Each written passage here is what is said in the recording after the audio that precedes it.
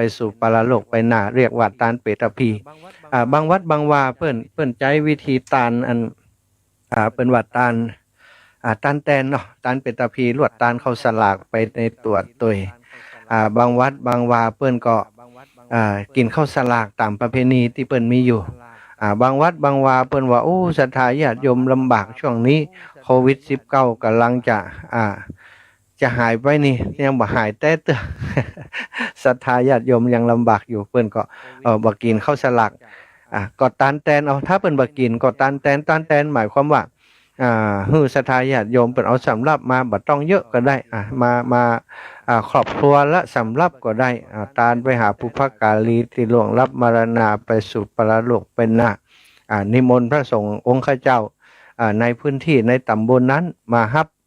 สังฆทานมารับสลากเนี่ยก็ถือว่าเป็นการตานแตนถ้ากินข้าวสลากก็คือต้องแจ้งหัววัดในพื้นที่ที่เคยไปมาหาสู่กันไปเติงกันนะทุกหัววัดบางวัดว่ากอบ24-25หัววัดเนาะก็จะต้องแจกเส้นสลากไปถ้าหมู่บ้านน้อยนี่หัววัดนักก็จำเป็นต้องเอากล้วยสลากกันนะก็ลำบากสถานเหมือนกันบางส่วนเนาะถ้าหมู่บ้านน้อยก็ลำบากสถานแต่ว่าถ้าหมู่บ้านใหญ่ก็โอเคอยู่โอเคก็คือดีอยู่ ถ้าหมู่บ้านน้อยนี่อีตู้ต้องเอา10สำรับ20สำรับก้อนอันบ่พอเส้นบ่พอแจกอีน่ะมันก็เหนื่อยกับเจ้าบ้านเนาะก็ดีถึง2อย่างกินก็ดีบ่กินก็ดี กินก็ดีจะได้ก็เป็นอานิสงส์พระสงฆ์องค์สังฆเจ้าเปิ้นสัมพรรษาอยู่กับวัดกับวา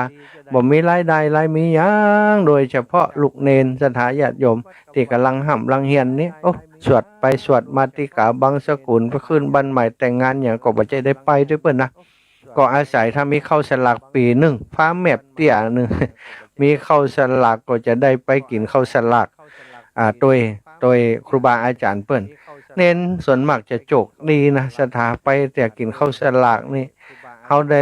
100-200นะบอกก่อนนี่โอ้เน้นบางตนบางองค์นี้ได้เป็นพันนะไปเจอใส่สลากจูดก็มีไปเจอใส่สลากที่เป็นต้นสตังนะบางพ่องปะทูได้มาเป็นปัน2 ปันเปิ้นจะโจกดีกันถ้าได้กินข้าวสลากแต่ถ้าบ่ได้กินก็แห้งแก๊กเนาะอินดูเปิ้นเหมือนกันนะพระภิกษุสงฆ์องค์เน้นมันก็เป็นอานิสงส์อย่างหนึ่งศรัทธาก็ถึงอย่างที่บอกนั่นนะมันถ้าจัดก็ดีบ่จัดก็ดี ถ้าจัดใดก็ดีเป็นประโยชน์กับมาพระสงฆ์องค์สังฆเจ้าสามเณรเจ้าและศรัทธาญาติโยมก็ได้บุญโดยถ้าบ่จัด ศรัทธาญาติบ้านก็ต้องได้เหนื่อยนักต่อใดตานแตนก็ได้ตังเข้าวัดเข้าวาเนาะได้ตังเข้าวัดกับปานพระภิกษุสงฆ์องค์เนนคือลูกเนนนักๆเนาะที่เปิ้นห้ามเปิ้นเฮียนอินดูศรัทธาบัดเดี๋ยวนี้พระภิกษุสามเณรที่ห้ามที่เฮียนบวชมาส่วนใหญ่ก็บวชมาเฮียนศรัทธาถ้าบวชมาบ่ได้บ่ห้ามบ่เฮียนอย่างสมัยก่อนก็บ่ได้แล้วเพราะโลกสมัยใหม่นี้ต้องมีการศึกษาต้องห้ามต้องเฮียนถ้าบวชมาบัดเดี๋ยวนี้การเฮียนปริยัติธรรมเนาะก็มีถึงแผนกธรรมแผนกบาลีแล้วก็สามัญแผนกธรรมก็คือธรรมตรีโทเอกต้องเฮียนบวชเป็นเนนแล้วต้องเฮียนต้องสอบบ่ได้บ่สอบบ่เฮียนบ่ได้ถือว่าบ่ผ่านถ้าไปเฮียนสายปริยัติก็ต้องเฮียนสายธรรมะโดยแผนกธรรมและบาลีโดยอันนี้เป็นกฎระเบียบที่ฮู้กันเนาะถ้าบวชเป็นพระภิกษุสงฆ์องค์เนนมาก็ต้องเฮียนนักธรรมนักธรรมต้องเฮียนแน่นอนแต่บาลีนี้เอาแต่ความสมัครใจบาลีพอเฮียนไว้ฮู้ว่าพุทโธแปลว่าไอ้หยังต้นทรัพย์รากทรัพย์มาจากหยังก็ดีไปแต่บางท่านบางรูปบางองค์เพิ่นตั้งใจมาเฮียน บาลีโดยเฉพาะก็ดีนะศรัทธาบางคนบ่เฮียนตั้งโลกเลยเฮียนบาลีอย่างเดียวสามารถจบประโยค9ตั้งแต่เป็นสามเณรเปล่านี่เท่หมักเลย เท่จะได้เพราะเป็นนาคหลวงนะพระเจ้าอยู่หัวบวชฮื้อเป๊กฮื้อน่ะศรัทธาพระราชทานฮื้อพระราชทานผ้าไตรอุปสมบทเป็นเจ้าภาพเพื่อเลยก็เป็นเกียรติแก่วงศ์ตระกูลถ้าเป็นสามเณรแล้วสอบประโยค9ได้นะถ้าใครตั้งใจเฮียนแท้ๆศรัทธาจบป.6 ไปแล้วมาบวชเป็นสามเณรก็เริ่มเฮียนได้เลยเฮียนบาลีนี้ถ้าเราอ่อนที่ความจำดีๆหัวจำดีๆเราอ่อนที่เก่งๆเนี่ยโอ้ประสบความสำเร็จเร็ว พอประสบความสำเร็จเป็นนักหลวงแล้วก็ทุศรัทธาลาภสักการะมันก็มาแล้วเนาะเรียนปริญญาตรีโทเอกจบประโยคเก้าก็เทียบเท่าปอตรีแล้วนะจะไปเรียนเพิ่มแหมก็ได้เลยจะเทียบเท่าแล้วก็ไปเรียนจบประโยคเก้าก็ไปอินเดียพุ่นเปิ้นเทียบเท่าเลยนะเทียบเท่าปริญญาตรีก็ไปอินเดียเรียนปอโทเลยเรียนปริญญาโทปริญญาเอกจบปริญญาเอกเป็นด็อกเตอร์มาอย่างอาจารย์ของอาตมาท่านด็อกเตอร์พระมหาองค์อาจทิตธรรมโมนี่เจ้าคุณพระธรรมโกษาจารย์ที่ปรึกษาเจ้าคณะภาค16อยู่ภาคใต้อยู่อำเภอหลังสวนจังหวัดชุมพรอันนี้จบเรียนธรรม9ประโยค เปิ้นเรียน9ปีท่านเรียนอยู่8ปีเปิ้นคนเก่งซะดักบัดเดียวที่สำนักเรียนวัดขันเงินซึ่งอาตมาเคยไปเรียนนั้นเนี่ยมีสามเณรที่ได้ปรริญญาธรรม9ประโยคนี่5รูปแล้วนะโอ้บัดธรรมดาเลยลูกเนนลูกคนไหนตาอ่อนคนใดที่มีหน่วยการดีเปิ่นไปนิเทศว่าสนใจจะเรียนบาลีก็ถ้าสนใจจะเรียนบาลีเปิ่นสามารถส่งเสริมให้ได้ปรริญญาธรรม9ประโยคแล้วจะได้อย่างละอ่อนบางคนที่เก่งๆนี่เข้าใจตันแล้วก็อยากช่วยพ่อแม่ก็ไปเรียนสถานไปเรียนบาลีก็ประสบความสำเร็จไปแต่ว่าส่วนใหญ่เนาะบวชมาก็ไปเรียนตังโลกเรียกว่าปริยัติสายสามัญก็คือม.1 ม.2 ม.3อย่างตังโลกนั่นนะ1 2 3 4 5 6นะม.1 ม.2 ม.3 ม.4 ม.5 ม.6เรียนกันไปเป็นลำดับก็จบมาก็ไปเรียนต่อตังโลกก็ได้จบม.3 จะไปเข้าเทคนิคก็จะไปเข้าอย่างก็ได้บางรูปบางองค์เปิ่นเรียนจบม.3 เรื่องเปิ่นเปลี่ยนสาขาไปเรียนตั้งอื่นเล่าไปเรียนไปเรียนตั้งสาขาช่างก็ตั้งไปเทคนิคเทคโนอย่างว่ากันไปเนาะอันนี้ก็มีสามเณรกับมาบวชอยู่แล้วก็ยังว่านั้นทำไมถึงอินดูเพราะว่าเปิ่นบวชมาแล้วเปิ่นก็มีค่าใช้จ่ายศรัทธาบางรูปบางองค์นี้บ่ได้รับกินรับทานไปบิณฑบาตก็บ่ได้ปัจจัยทายธรรมอะไรอย่างก็จำเป็นต้องเป็นพระเป็นเนรไปขอสตังค์ป่อขอสตังค์แม่มาหับมาเฮียนก็เป็นตาดีอินดูอีป่ออีแม่ทั้งหลายก็จึงอยากจะฝากอีป่ออีแม่ว่ามีกินมีทานมีการมีงานไหนนิมนต์ลูกเนนเปิ่นไปนักเตอะพระสงฆ์บางทีก็เพียงพออยู่แต่ลูกเนนนี่บางเตื้อลำบากนะความเป็นสามเณรได้รับความเชื่อถือน้อยศรัทธาญาติโยมไปตานก็จะไปตานกับทุกเจ้านะกับทุกเจ้าแต่ลูกเนนนี่ส่วนใหญ่ก็บ่ได้รับความสนใจถ้าเขาบ่สนใจใจใส่ดูแลเปิ้นก็ยังว่านะคะศรัทธาจบม.3 แล้วเปิ้นก็ซึกไปเหียเพราะมีไผเอ็นดูเปิ้นบางครั้งไปอยู่วัดวาอารามต่างๆเจ้าหัววัดก็ดีหลวงพ่อเจ้าอาวาสก็ดีบ่ค่อยได้ใส่ใจดูแลปล่อยตามนั้นตามนี้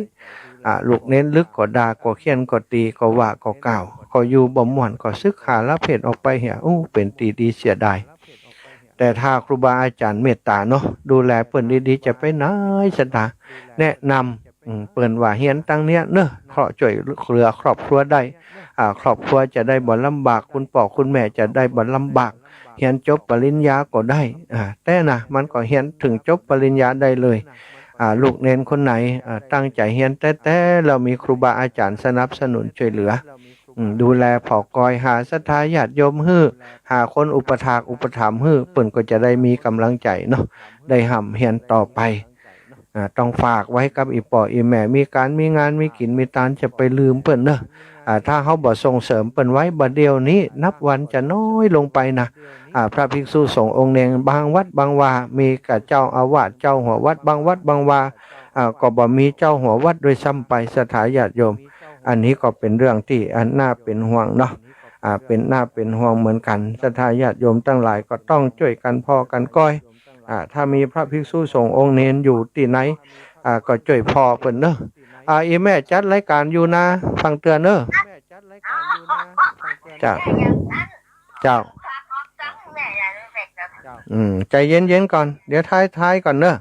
ท้ายชั่วโมงก่อนเนอะแม่เนอะจ้าเดี๋ยวเขาจะลืมนะจะอุ้ยถ้าอีแม่โทรมาขั้นรายการนี้ตู้ลูกก็ลืมไปเห็นนะเนาะ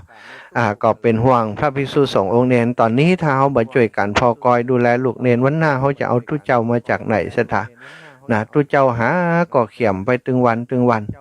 ช่วงนี้มีการมีงานมีกินมีตานก็จะไปเดียดไปหว่าเปิ่นศรัทธาญาติโยมบางครั้งบางทีนี้ก็แปลงใจหากันเนาะเป็นอานิสงส์นี่สำคัญนะเข้าสลากเป็นประเพณีถ้าสามารถรักษาไว้ได้ก็รักษาไว้เถอะอย่างน้อยพระภิกษุสงฆ์องค์สามเณรเจ้าที่เปิ่นบวชมาห่ำมาเฮียนก็จะได้มีปัจจัยมาใจมาจ่ายพ่องเนาะอันนี้ก็ฝากกันไว้การเฮียนของพระภิกษุสงฆ์องค์เนรนั้นศรัทธาก็ขอชี้แจงให้ศรัทธาญาติโยมได้รับฟังว่ามันมีเฮียนปริยัติเนาะปริยัตินี้ก็มีปริยัติสามัญปริยัติแบบบาลีนักธรรมบาลีเป็นปริยัติปริยัติที่ทำแผนกบาลีหนึ่งแล้วก็ปริยัติสายสามัญอย่างที่อาตมาว่าม .1 ถึงม .6 แล้วก็ระดับอุดมศึกษาณปัจจุบันนี้พระสงฆ์องค์สังฆเจ้าถ้าบวชเป็นภิกษุสามเณรถ้าเฮาดูแลเปิ้นดีๆนี่นะอุปถัมภ์ค้ำจูดูแลเปิ้นมันก็ประโยชน์ถึงสองทางนะอีปออีแม่หนึ่งเฮาได้ตุลูกเน้นลูกเน้นอยู่กับวัดกับวาช่วยพัฒนาวัดวาอารามของเฮาเปิ้นก็แล้วก็ตัวของเปิ้นก็ได้ห่ำได้เฮียนได้มีวิชากรรมหู้ได้วิชากรรมหู้มาแล้วเปิ้นก็มาเป็นประโยชน์กับบ้านกับจองของเฮาได้มาพัฒนาวัดวาอารามให้เฮาถ้าเฮาดูแลเปิ้นดีเฮาก็จะได้ใจประโยชน์จากเปิ้นแต่ถ้าเฮาบ่พอบ่ก้อยบ่ดูแลเปิ้นบวชมาแล้วบ่มีศรัทธาญาติโยมอุปถัมภ์ค้ำจูดูแลซึกไปดีกว่าก็ซึกไปเหียก็เป็นที่น่าเสียดายถ้าเฮาอุปถัมภ์ค้ำจูดูแลเปิ้นเปิ้นก็จะอยู่กับพระพุทธศาสนาบางทีจบปริญญาไปจะซื้อขาละเพศไปมันก็ยังแขวนซะได้มันก็ยังดีกว่าที่เฮาบ่วัดวาอารามบ่มีพระสงฆ์องค์สังฆเจ้าถึงวันนี้นับวันก็จะขาดจะหายไปบ่ค่อยมีนะจะมีบวชใหม่นี่ยากศรัทธาเฮ้ยบัดเดียววัดบ้านนอกสำหายบ่มีสามเณรเอาเสียเลยบางวัดบางวาก็ไปเชาะพระภิกษุสงฆ์องค์เนรลูกเนรละอ่อนตังบนดอยมาห่ำมาเฮียนก็เป็นลูกของพี่น้องตังบนดอยบางทั้งบางทีการสื่อสารกันบ่เข้าใจกันบ่ฮู้เรื่องกันเนี่ยมาห่ำมาเฮียนเปิ่นสื่อสารตั้งภาษาตั้งบนดอยพุ่นเฮาบ่เข้าใจเปิ่นวัฒนธรรมประเพณีแตกต่างกันกันบ่ฮู้เรื่องก็อาจจะบ่เข้าใจละอ่อนก็บ่ดูแลเขาดีก็กลับไปบ้านไปจองแหบางผ่องก็เฮียนบ่จบสักกำสถาแต่ถ้าเฮามีลูกเนนอยู่กับบ้านกับจองเฮานี้ก็ควรที่จะช่วยกันเนาะดูแลอุปถัมภ์เนาะอาตมานี่เคยใช้ชีวิตเป็นสามเณรมาก่อนตอนที่บวชเมื่อครั้งก่อนได้เป็นสามเณรมันก็ตึงแตกต่างด้วยนะชีวิตสามเณรกับชีวิตของพระสงฆ์องค์สังฆเจ้าเนี่ยทุเจ้าได้ไปสวดศพทุเจ้าได้ไปเทศน์ทุเจ้าไปงานบุญต่างๆไปขึ้นบ้านใหม่ไปแต่งงานลูกเนนบ่ได้ไปไหนเฮียนสื่ออย่างเดียว อาศัยปัจจัยอาศัยสตังค์จากพ่อจากแม่จากพี่จากน้องเนี่ยเฮียนบาลีก็บัดก่อนนี้ต้องช่วยเหลือตัวเองนักหนา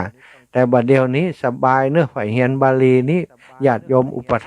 ถัมภ์ตลอดโดยเฉพาะได้ปรริญญาธรรม6 กา 7 8 9กันนี่บัดต้องกว่าญาติโยมฮักหุ่มไผจะเฮียนตั้งปุ้นก็ส่งเสริมเนอะแต่ควรจะเฮียนตั้งโลกครอบคู่ไปเผื่อไว้ศรัทธามันบ่จะแน่จะนอนชีวิตบางครั้งอยู่มาเมินเบื่อแล้วจะซึกไปกำหู้ตั้งโลกบ่มีกับบาลีมีกับนักธรรมไปสมัครงานไหนเปิ้นบ่ได้ถามว่าจบบาลีปรริญญาอย่างมานะศรัทธาใจบ่ได้ละถ้าออกไปแล้วนะแต่เพิ่นจะถามว่าวุฒิอะไรอย่างจบอะไรอย่างมามันก็ลำบากเนาะก็ต้องห้ามต้องเฮียนถ้าห้ามถ้าเฮียนบัดเดี๋ยวนี้เนอะมหาวิทยาลัยที่เปิ้นตอนรับครับสู่ดูแลอยู่นี่เปิดอกฮับเลยแขนฮับเลยก็มหาจุฬาลงกรณราชวิทยาลัยมหามกุฏราชวิทยาลัยถ้าฝ่ายธรรมยุทธ์เปิ้นจะไปเฮียนมหามกุฏส่วนใหญ่มหานิกายเปิ้นก็เฮียนมจรหรือว่ามหาวิทยาลัยจุฬาลงกรณราชวิทยาลัยแต่บ่ได้ห้ามนะจ๊ะธรรมยุทธ์จะไปเฮียนมหาจุฬาลงกรณราชวิทยาลัยก็ได้มหานิกายจะไปเฮียนมหามกุฏราชวิทยาลัยก็ได้เปิ้นบ่ได้ห้ามเพียงแต่ว่าเปิ้นก็มีสังกัดที่ของเปิ้นอยู่เหมือนกันเนาะเอาสะดวกใจว่าเนาะ อย่างบัดเดียวนี้มหาวิทยาลัยสงฆ์นครลำปางสถามีบทบาทในการพัฒนาวงการสงฆ์ของจังหวัดลำปางของเฮาอย่างมากเลยบัดเดียวนี้จิบ่ผิดสักลายเนอะพระสงฆ์สังฆาธิการนี่ระดับเจ้าอาวาสเจ้าคณะตำบลเจ้าคณะอำเภอเจ้าคณะปกครองระดับสูงขึ้นไปนี่ส่วนใหญ่ก็จบปริญญาตรีปริญญาโทบางพ่องจบแถวปริญญาเอกพุ่นนะเนี่ยศิษย์เก่าของมจรหลายท่านหลายคนที่จบไปแล้วก็ไปพัฒนางานคณะสงฆ์เนาะอย่างที่อาตมารู้จักความจริงวันนี้จะกราบนิมนต์เปิ้นเข้ารายการตัวแต่เปิ้นก็บอกว่าโอ้พอดีผมได้รายการวันศุกร์แล้วเนอะท่านมาหาวันนี้ก็ดำเนินการตามปกติที่ท่านมาหาจัดรายการก็แล้วกันนี่นะท่านพระครูวิจารณ์พัทรกิจหลวงพ่อเจ้าคณะอำเภอศพปราบนี้เป็นศิษย์เก่าของมจรของมหาจุฬาลงกรณราชวิทยาลัยวิทยาลัยสงฆ์นครลำปางตั้งป.ตรีก็เฮียนที่นี่ป.โทก็เฮียนที่นี่บัดเดี๋ยวนี้จบป.โทแล้วนี่ก็เป็นเจ้าคณะอำเภอสถาได้ใจความรู้หลากหลายนะเจ้าคณะอำเภอป.โทนี่มันเท่เนาะ มันเท่คือบ่ใจเท่อย่างเดียว มันความรู้ที่เฮียนมามันได้ใจประโยชน์ชะตาเฮียนจบป.โทครับเป็นทุเจ้าบัดได้มันก็แตกต่างกันธรรมดานะป.ตรีกับป.โทก็แตกต่างกันป.โทกับป.เอกก็แตกต่างกันถ้าอู้ถึงวุฒิทางการศึกษาประสบการณ์ในการศึกษาห้ามเฮียนความรู้ที่ได้มาเนาะมันเกิดการกันกองแยกแยะสังเคราะห์มันก็มีหลายเรื่องหลายราวการทำงานจะเป็นระบบมากขึ้นนักศึกษาเนาะก็เกิดประโยชน์กับวงการสงฆ์ณปัจจุบันนี้มหาลัยสงฆ์นครลำปางวิทยาลัยสงฆ์นครลำปางมจรนครลำปางนั้นก็เปิดทำการสอนเนอะสถาญาติโยมเปิดทำการสอนปริญญาตรีปริญญาโทแล้วก็ต่อไปเนี่ยประเดี๋ยวนี้เพิ่นจะสอนระดับปริญญาเอกเนาะวันหน้าเพิ่นจะมีสอนนะระดับปริญญาเอกตอนนี้คณาจารย์ของเพิ่นก็สุ่มคุมกำลังเพื่อจะเปิดระดับสูงขึ้นมาป.โทนี่เปิดสอนแล้วสถาป.โทนี่เปิดสอนทำการเรียนการสอนแล้วเนาะป.ตรีนี้สอนอยู่หลายคณะด้วยกันพุทธศาสตร์ครุศาสตร์รัฐศาสตร์ศรัทธา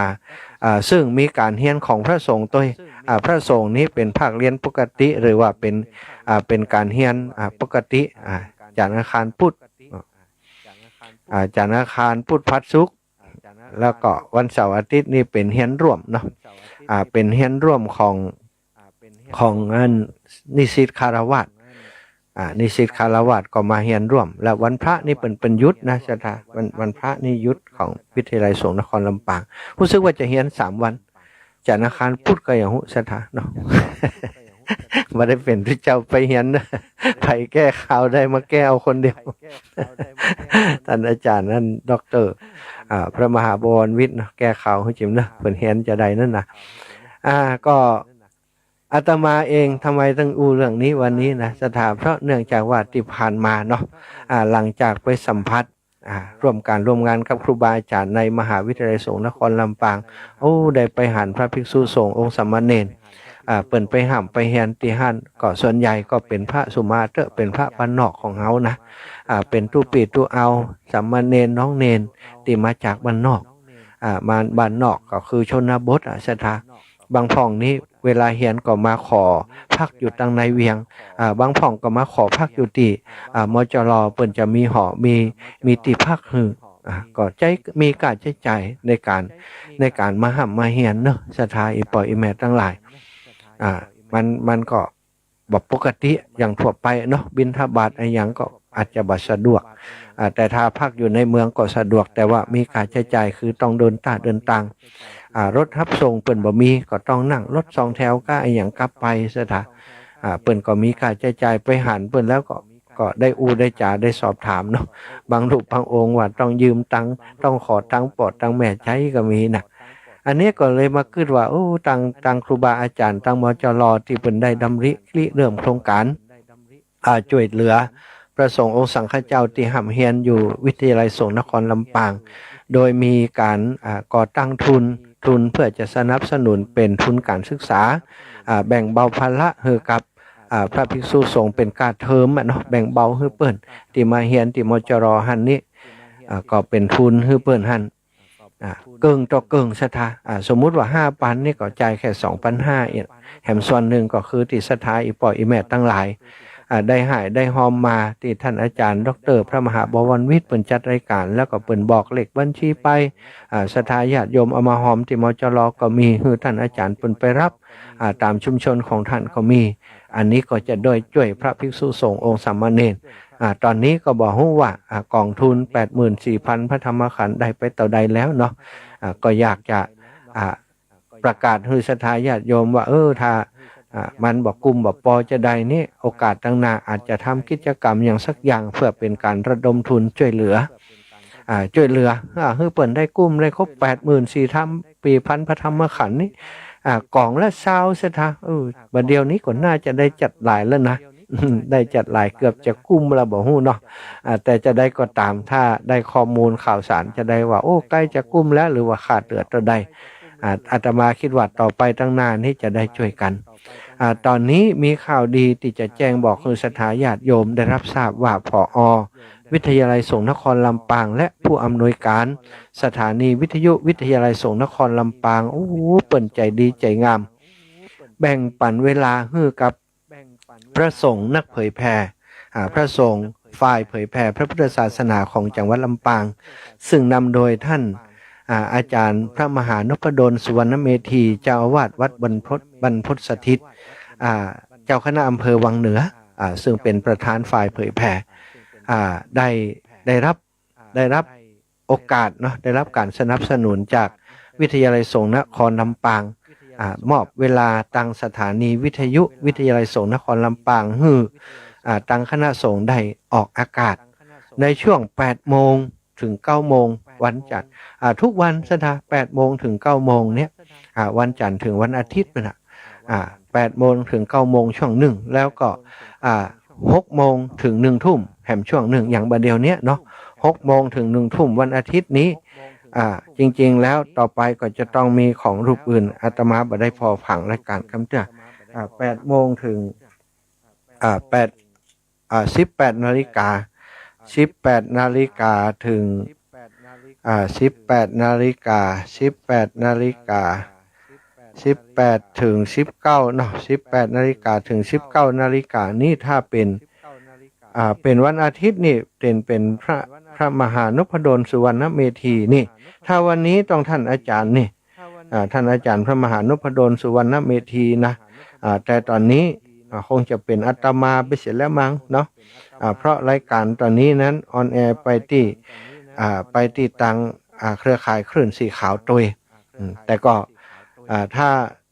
ท่านอาจารย์มหานพดลสุวรรณเมธีอย่างถ้าเป็นอาทิตย์ต่อไปอย่างต่างๆนี่ก็จะเป็นท่านอาจารย์พระมหานพดลสุวรรณเมธีเนาะตอนนี้อาตมาบ่แน่ใจนะบ่ได้เข้าไปฟังในทางสถานี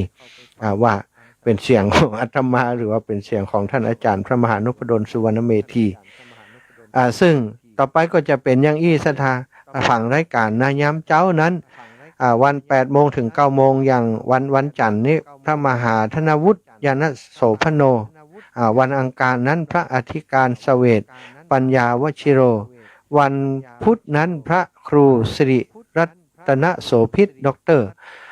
วันพฤหัสนั้นพระครูวิบูลย์ปริยัติยากรนะปริยัติยากรอันนี้ผอ.โรงเรียนวิสุทธิวิทยากรแล้วก็วันศุกร์นี้ท่านพระครูวิจารณ์ภัทรกิจวันเสาร์ท่านพระอาจารย์สาธิตธีรปัญโย8 โมงถึง 9 โมงแล้วก็วันอาทิตย์พระมหาอินทวงศ์อิสระพานีเนาะส่วนตอนมื้อแลง 18 ถึง 19 นาฬิกานั้นวันจันทร์นี้จะเป็นพระอาจารย์มหาอดิศรอัคควุฒโธเจ้าอาวาสวัดกู่คำท่านพระครู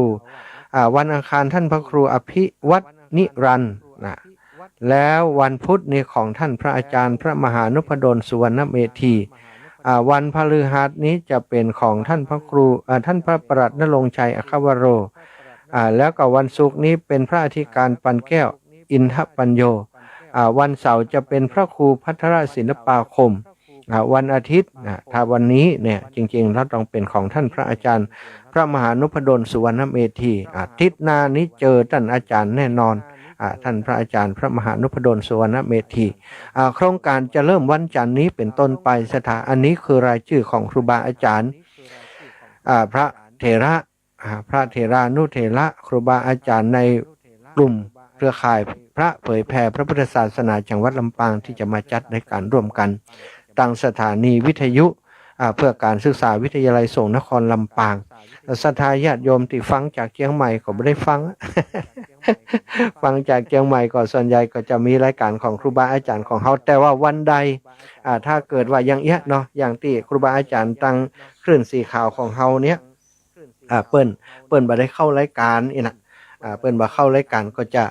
เวลานี้ก็สามารถลิงก์จากงานของมจรได้เลยอาจจะบ่จำเป็นต้องเป็นอาตมาก็ได้นะคนรูปอื่นก็ได้เนาะ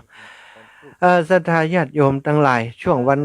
ต้องขอบคุณเนาะขอบคุณทางมจรเนอะผู้อำนวยการ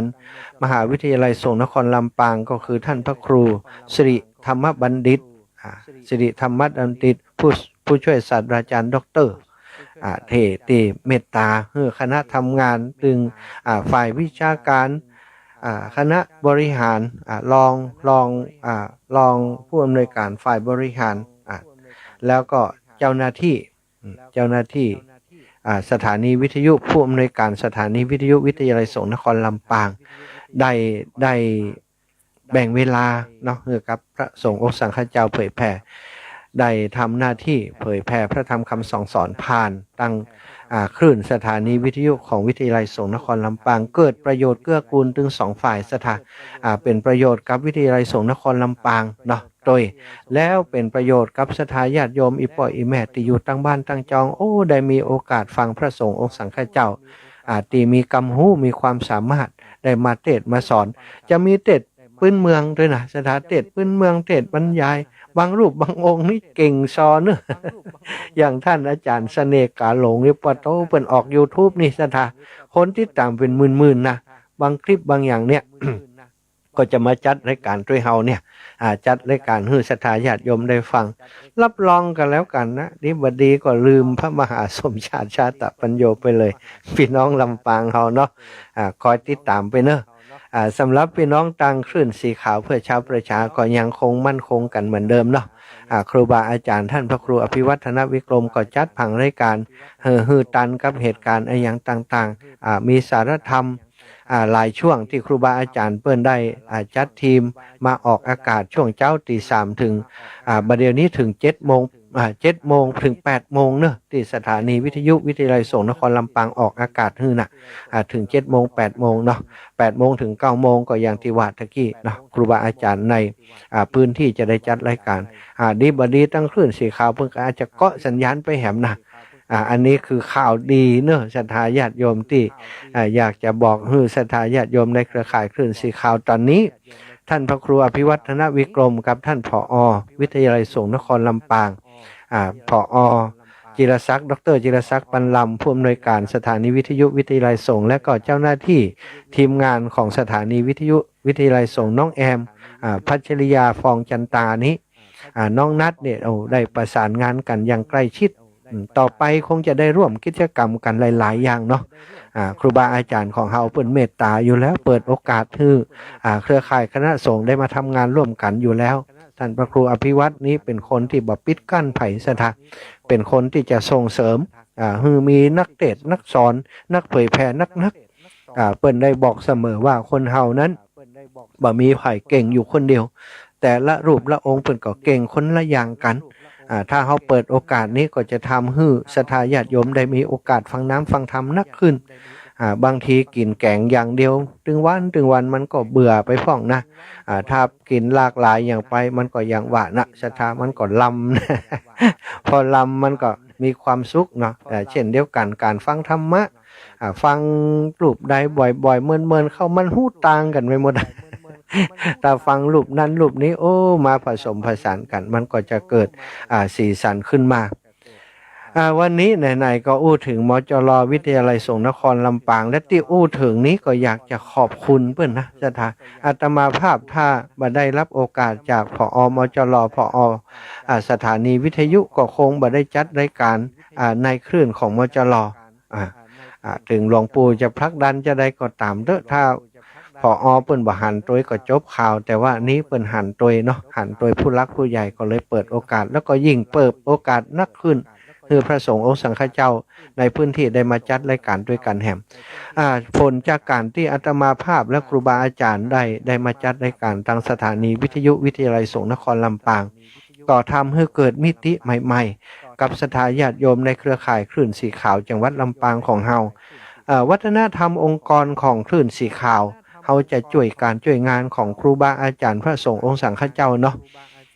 ก็ถ้าพระสงฆ์องค์สังฆเจ้าครูบาอาจารย์เปิ้นมีกิจกรรมมีงานที่ไหนเขาก็จะไปช่วยเปิ้นอย่างวันก่อนที่ผ่านมาครบรอบ135ปีมหาวิทยาลัยสงฆ์มหาวิทยาลัยจุฬาลงกรณราชวิทยาลัยสงฆ์สำนักงานใหญ่ที่เปิ้นตั้งมา135ปีแล้วสถาทางวิทยาลัยสงฆ์นครลำปางก็จัดงานเหมือนกันฉลองเนื่องในโอกาสครบ135ปีมหาวิทยาลัยจุฬาลงกรณราชวิทยาลัยแต่ลำปางของเฮานี้บ่ถึง135ประมาณ20ปีสถาติมาเปิดได้เป็นวิทยาลัยสงฆ์นี่ตั้งติก็คานี่ก็ประมาณ10ปี7 ปี8 ปีเท่านะบ่ถึง10แต่ตอนก่อนนั้นเรียนอยู่ที่วัดบุญญาวาสเนาะเป็นใจที่วัดบุญญาวาสเป็นมจรนครลำปางเนี่ยอยู่ที่วัดบุญญาวาสตอนนี้ย้ายไปที่กคาแล้วเป็นสำนักงานหลังใหญ่อยู่หั่นเลยสถาวันก่อนนี้เปิ้นทำบุญเปตพีตัวยแล้วก็เนื่องในโอกาสที่มจรได้มีอายุถึง135ปีตัวยมาทำบุญนึกถึงเนาะเปิ้นบอกว่าอุทิศไปให้ครูบาอาจารย์ที่ร่วมก่อตั้งวิทยาลัยสงฆ์นครลำปางที่ผลักดันช่วยเหลือกันมาบางรูปบางองค์ก็ได้มรณภาพจากไปบางคนบางท่านก็ได้เสียชีวิตจากไปก็เลยลำลึกว่าเฮาควรที่จะทำบุญสุนทานกินทานไปให้เปิ้นอุทิศส่วนบุญส่วนกุศลไปให้เปิ้นก็ได้จัดพิธีเปตพีขึ้นโดยเอาโต๊ะอเนกประสงค์มาเป็นมาให้ศรัทธาญาติโยมทั้งหลายได้ร่วมกันเป็นเจ้าภาพรู้สึกว่าวันนั้นจะได้45หรือว่า35ตัวเนี้ยศรัทธาญาติโยมก็ถือว่าได้จำนวนนักพอสมควรท่านผอ.เปิ้นว่าที่แรกว่าจะเอาสัก25ตัวแต่ทีนี้ฝ่ายกิจการอันของนักศึกษาเนี่ยก็ได้จากับนักศึกษาบรรพชิตคฤหัสถ์ต่างๆแล้วก็อาตมาภาพแล้วก็ท่านอาจารย์มหาบวรวิทย์ได้จาผ่านตั้งเครือข่ายของสถานีวิทยุประชาสัมพันธ์ฮือเปิ้นก็มีศรัทธาญาติโยมได้ให้ได้หอมมาเพิ่มเติมจัดนักจัดหลายอาตมาประกาศไปแล้วของก็มีเนาะแล้วที่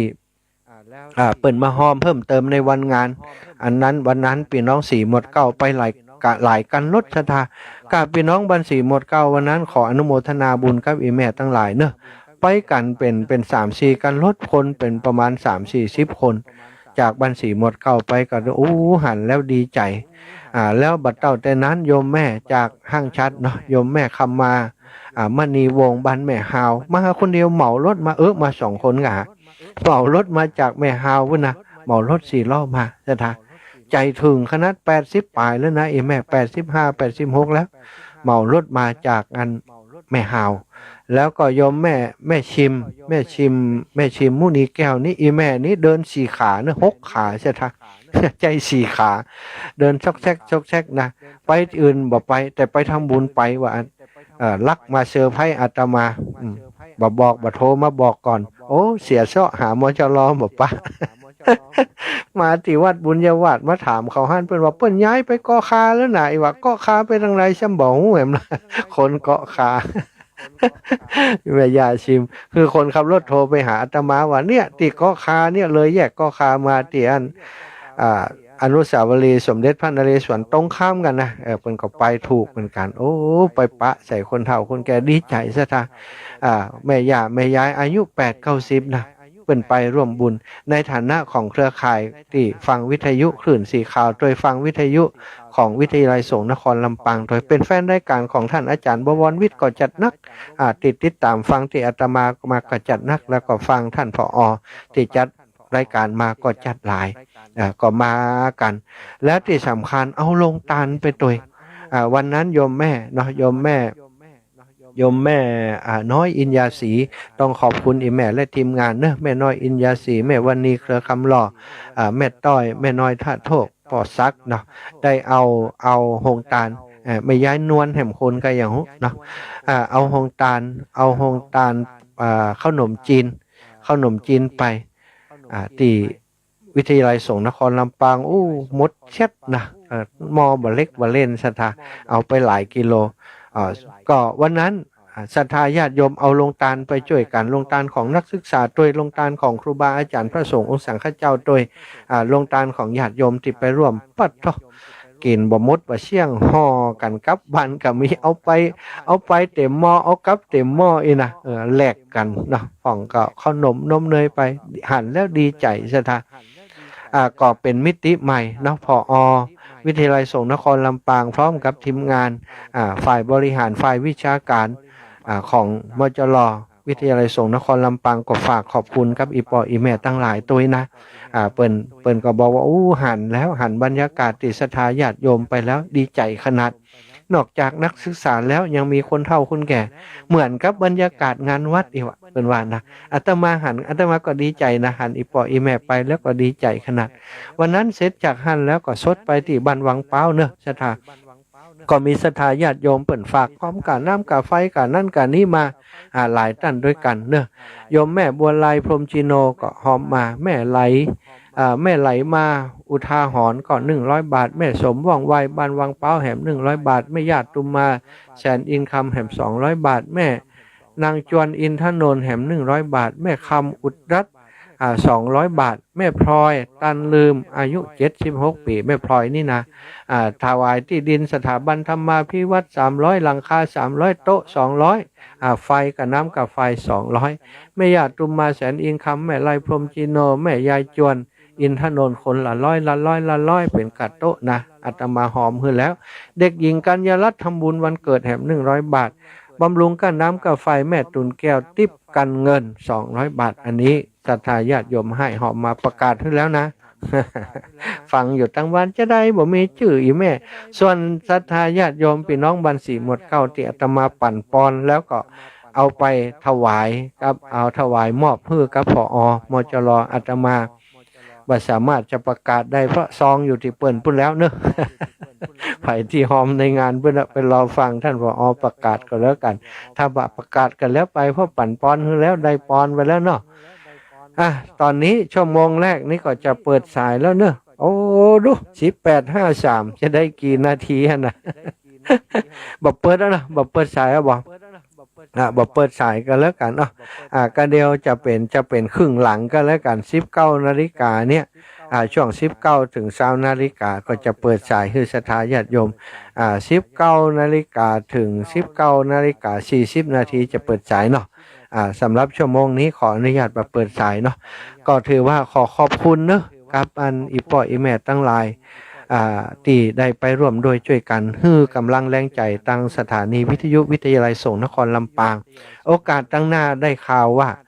ครูบาอาจารย์ท่านพระครูอภิวัฒนวิกรมคงจะมาร่วมงานเนาะเปิ้นว่าถ้ามีกิจกรรมอย่างก็บอกเด้ออีนะเปิ้นกับตั้งช่างเทคนิคตั้งงานฝ่ายธุรการของวิทยุวิทยาลัยสงฆ์นครลำปางตั้งผอ.วิทยาลัยสงฆ์นครลำปางแล้วก็ประธานเผยแผ่จังหวัดลำปางก็อยากจะไปแอวหาครูบาอาจารย์ท่านพระครูอภิวัฒนวิกรมประธานเครือข่ายคลื่นสีขาวเหมือนกันบัดเดียวเพิ่นจะเกี่ยวดองกันแล้วนะเพิ่นจะจับมือกันกำนี้ถ้าจะม่วนของศรัทธาญาติโยมพี่น้องต่างเชียงใหม่เชียงราย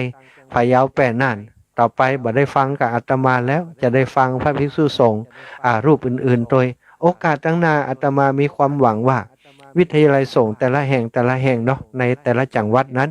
อาจจะเข้ามาร่วมด้วยช่วยกันในเรื่องของการเผยแผ่ มีโมเดลเหมือนกับตังลำปางของเฮาเนี่ยจัดพระสงฆ์เผยแผ่มาร่วมรายการด้วยกันตั้งสถานีวิทยุวิทยาลัยสงฆ์เชื่อมเครือข่ายไปกับพื้นสีขาวด้วยอย่างตัวสถาก็จะขยายกว้างขวางออกไปเนาะการเผยแผ่พระธรรมคำสั่งสอนเขาจะต้องช่วยกันสถาจะมอบให้คนใดคนหนึ่งโอ้ไผเก่งกว่าเนี้ยไปเตออิ่มบ่ได้เนาะมันจะต้องช่วยกันทุกฝ่ายเก่งบ่สำคัญของให้เขาได้ช่วยกันเถอะคนเฮานี้เก่งบ่เก่งนี่ฝึกฝนได้แต่ความตั้งใจในการที่จะทำหน้าที่เผยแผ่ตรงนี้นั้นคือสิ่งสำคัญมากกว่าถ้าเฮาตั้งอกตั้งใจแล้วเก่งบ่เก่งจะได้ก็ตามสถามันสามารถจะทำได้เพราะการเผยแพร่บ่ใช่ว่าโอ้เขาจะต้องธรรมะจันลึกซึ้งอย่างเดียวธรรมะมันมีหลายระดับเนาะแม้กระทั่งเรื่องราวของตั้งพระพุทธศาสนาพิธีเนี่ยก็เอามาเล่ามามาจาได้เนาะวิชาพุทธประวัติการประวัติของพระพุทธเจ้าประวัติของพระสาวกของพระพุทธเจ้านี่ก็เอามาเล่าได้มันก็เกิดประโยชน์กับสถาญาติโยมที่เปิ่นบักเคยได้ห้ำได้เฮียนอย่างเฮาเนี่ยได้ฮู้ได้เฮียนได้ฟังจากครูบาอาจารย์ที่จัดรายการก็จะเกิดประโยชน์ไปบางผู้บางท่านก็ถนัดเรื่องสเปเหระ อย่างอาตมานี่ก็สเปเหระไปส่วนใหญ่วันนี้ใครอย่างก็นะแต่ว่าสิ่งที่ไปมันก็ต้องเกิดประโยชน์เวลาฟังแล้วมันก็เกิดประโยชน์กับสถาญาติโยมอีกส่วนหนึ่งก่อนจะหมดเวลาเนาะอาตมาขอให้สถาญาติโยมเนี่ยขอบคุณกับน้องนุ่งสุ่งซองที่ทำหน้าที่ ช่วยเหลือครูบาอาจารย์ในการเผยแพร่โดยเฉพาะที่วิทยาลัยสงฆ์นครลำปางของเฮาคณะนี้ทีมงานคุณภาพปึ๊กมากเลยอย่างน้องแอมน้องนัทน้องดิวนี่นะน้องดิวนี่จัดรายการทางวิทยุอสมทโดยนะสถานแล้วก็แบ่งเวลามาช่วยงานที่มจรแล้วมาเป็นนิสิตคารวาสของมจรวิทยาลัยสงฆ์นครลำปางโดยตั้งใจห้ำตั้งใจเฮียนวันเสาร์อาทิตย์บอกเคยขาดไปเฮียนตลอดและช่วยกิจกรรมของมจรน้องออมสินน้องออมสินนี่เป็นสารวัตรกำนันนะเป็นสารวัตรกำนันต่างบันแรงวะนะตำบลบันแรงก็อย่างหูนะ ก็มาเฮียนที่มจรเป็นผู้สื่อข่าวสายทหารนี่สายทหารต้องเฮียมหน่อยเนาะแล้วก็ตังน้องนัทเนี่ยเป็นนักศึกษาอยู่ก็มาช่วยสถาบางครั้งบางทีสัญญาณอาตมาโอ้เน็ตลุดไปน้องนัทช่วยจิมอีน่ะอยู่ในงานอยู่ก็ต้องมาคอยคอนโทรลคือมาคอยดูแลจัดการคือฉะนั้นอาตมาจึงอยากจะให้สถาญาติโยมทั้งหลายที่ได้รับฟังทางสถานีวิทยุที่เป็นก็สัญญาณไปในขณะนี้ต้องขอบคุณบุคคลเหล่านี้ขอบคุณน้องๆเขาด้วยเนาะอย่างน้อยเฮาได้สำนึกบุญคุณซึ่งกันและกันเขามีกุลต่อเฮาเนี่ยเฮาก็เวลาฟังแล้วก็นึกถึงละออนเขาเนาะวันก่อนนี่ดีใจสถาญาติโยมคนเฒ่าคนแก่ไปมจรไปถามว่าไหนน้องแอมคนใดน้องแอมคนใด น้องแอมคนใดน้องนัดคนใดน้องดิวคนใดไปปะใช่กะน้องแอมเนาะน้องนัดบ่มาดิวก็บ่ปะสกรรมในวันนั้นนะน้องออมสินนี่ปะอยู่นี่ก็คือทีมงานคุณภาพที่ช่วยเหลือการงานของมจรและช่วยงานของอันการเผยแพร่ของพระสงฆ์อยู่ในขณะนี้เนาะสถาเอาแล้วในช่วงนี้อาตมาขอพักเบรกกินน้ำกินท่าสกรรมแล้วก็เพื่อจะจะได้เข้ารายการในช่วงต่อไปเนาะตอนนี้สถาญาติโยมทั้งหลายเนอะติฟังอยู่ตังแม่ขจารเวียงปะเป้าเนาะเปิ่นก็จะเข้ารายการอยู่ในช่วงต่อไปนี่ก็จะเป็นถ้าเป็นเวียงปะเป้ากาอย่างกายเนี่ยเปิ่นก็จะฟังข่าวอย่างก่อนเนาะส่วนของตังลำปางเฮานี้ก็สกรรมก็ออกได้เลยนะฉะนั้นช่วงนี้ก็ขออนุญาตให้ศรัทธาญาติโยมฟังธรรมคีตะสัก2เพลงก่อนเพลงเกี่ยวกับเลิกเล่าเข้าภาษากับเพลงดอกบัวบูชาเนอะ2เพลงในช่วงนี้เจริญพรได้ฟังเพลงก่อนเด้อ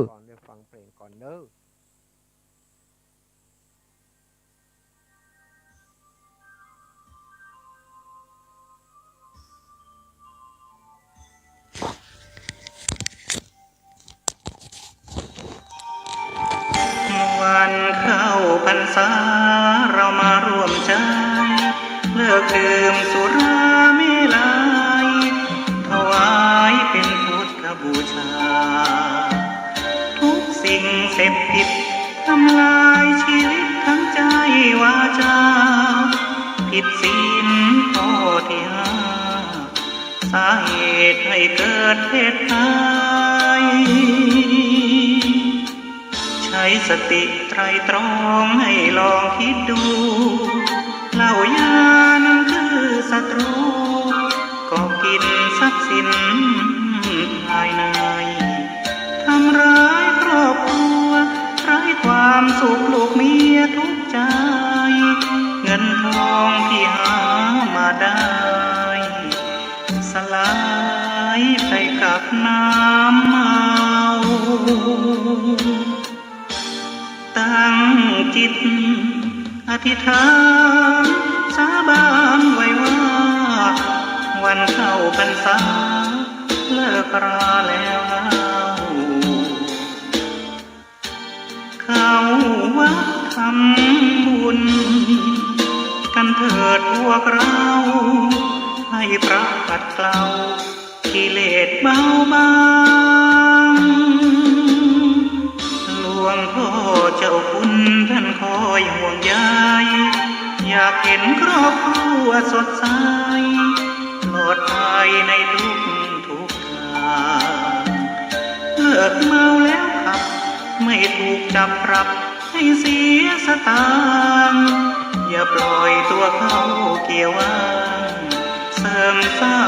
งชีวิตครอบครัว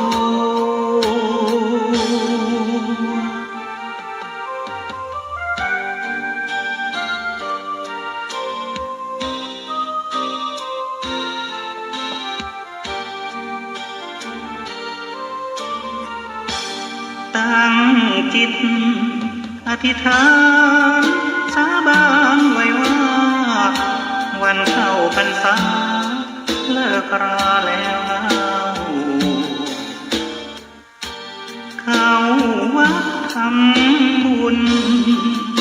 กันเถิดพวกเราให้พระปัดเกลากิเลสเบาบางหลวงพ่อเจ้าคุณท่านคอยห่วงใยอยากเห็นครอบครัวสดใสปลอดภัยในทุกทางเลิกเมาแล้วขับไม่ถูกจับปรับให้เสียสตางค์อย่าปล่อยตัวเขาเกี่ยวว่างเสริมสร้างชีวิตครอบครัว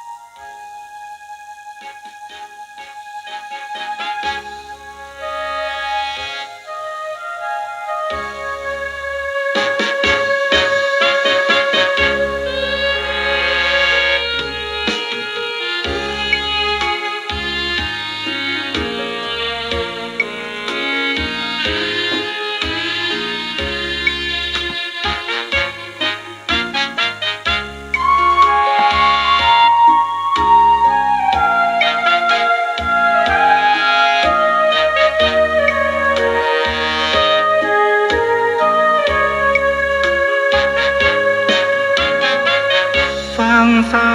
รธรรมยามค่ำจากอุทยานธรรมพระสุนทรมุนี106.50หมุนคลื่นมาตามความถี่ฟังพระนักเทศน์เสียงดีเมตตาให้ธรรมเป็นทางเสียงธรรมปลิวลอยตามลม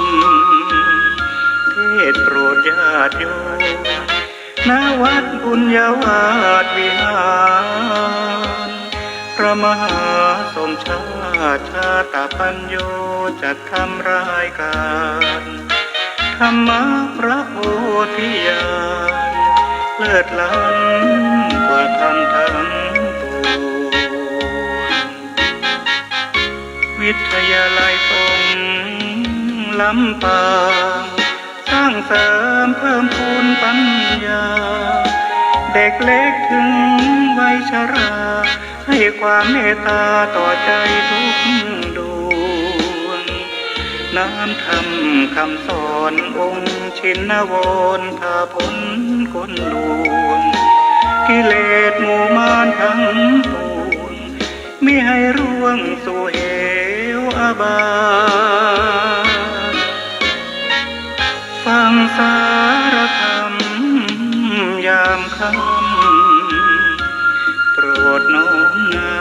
ำธรรมะเข้ามาสู่ใจทุกจันทร์ถึงศุกร์1 ทุ่มตรงส่งเสียงออนไลน์ธรรมยาตรากระไดขอกำลังใจจากญาติโยม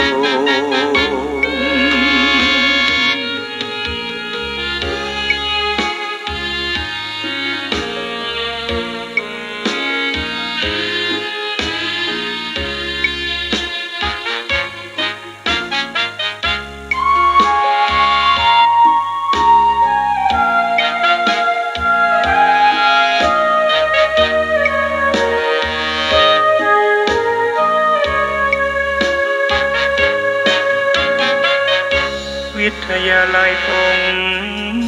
ลำปางสร้างเสริมเพิ่มพูนปัญญาเด็กเล็กถึงวัยชราให้ความเมตตาต่อใจทุกดวงน้ำธรรมคำสอนองค์ชินวรพาพ้นคนลวงกิเลสหมู่มารทั้งปวงมิให้ร่วงสู่เหวอบายฟังสารธรรมยามค่ำโปรดน้อมนำธรรมะเข้ามาสู่ใจทุกจันทร์ถึงศุกร์1 ทุ่มตรงส่งเสียงออนไลน์ธรรมยาตรากระไดขอกำลังใจจากญาติโยม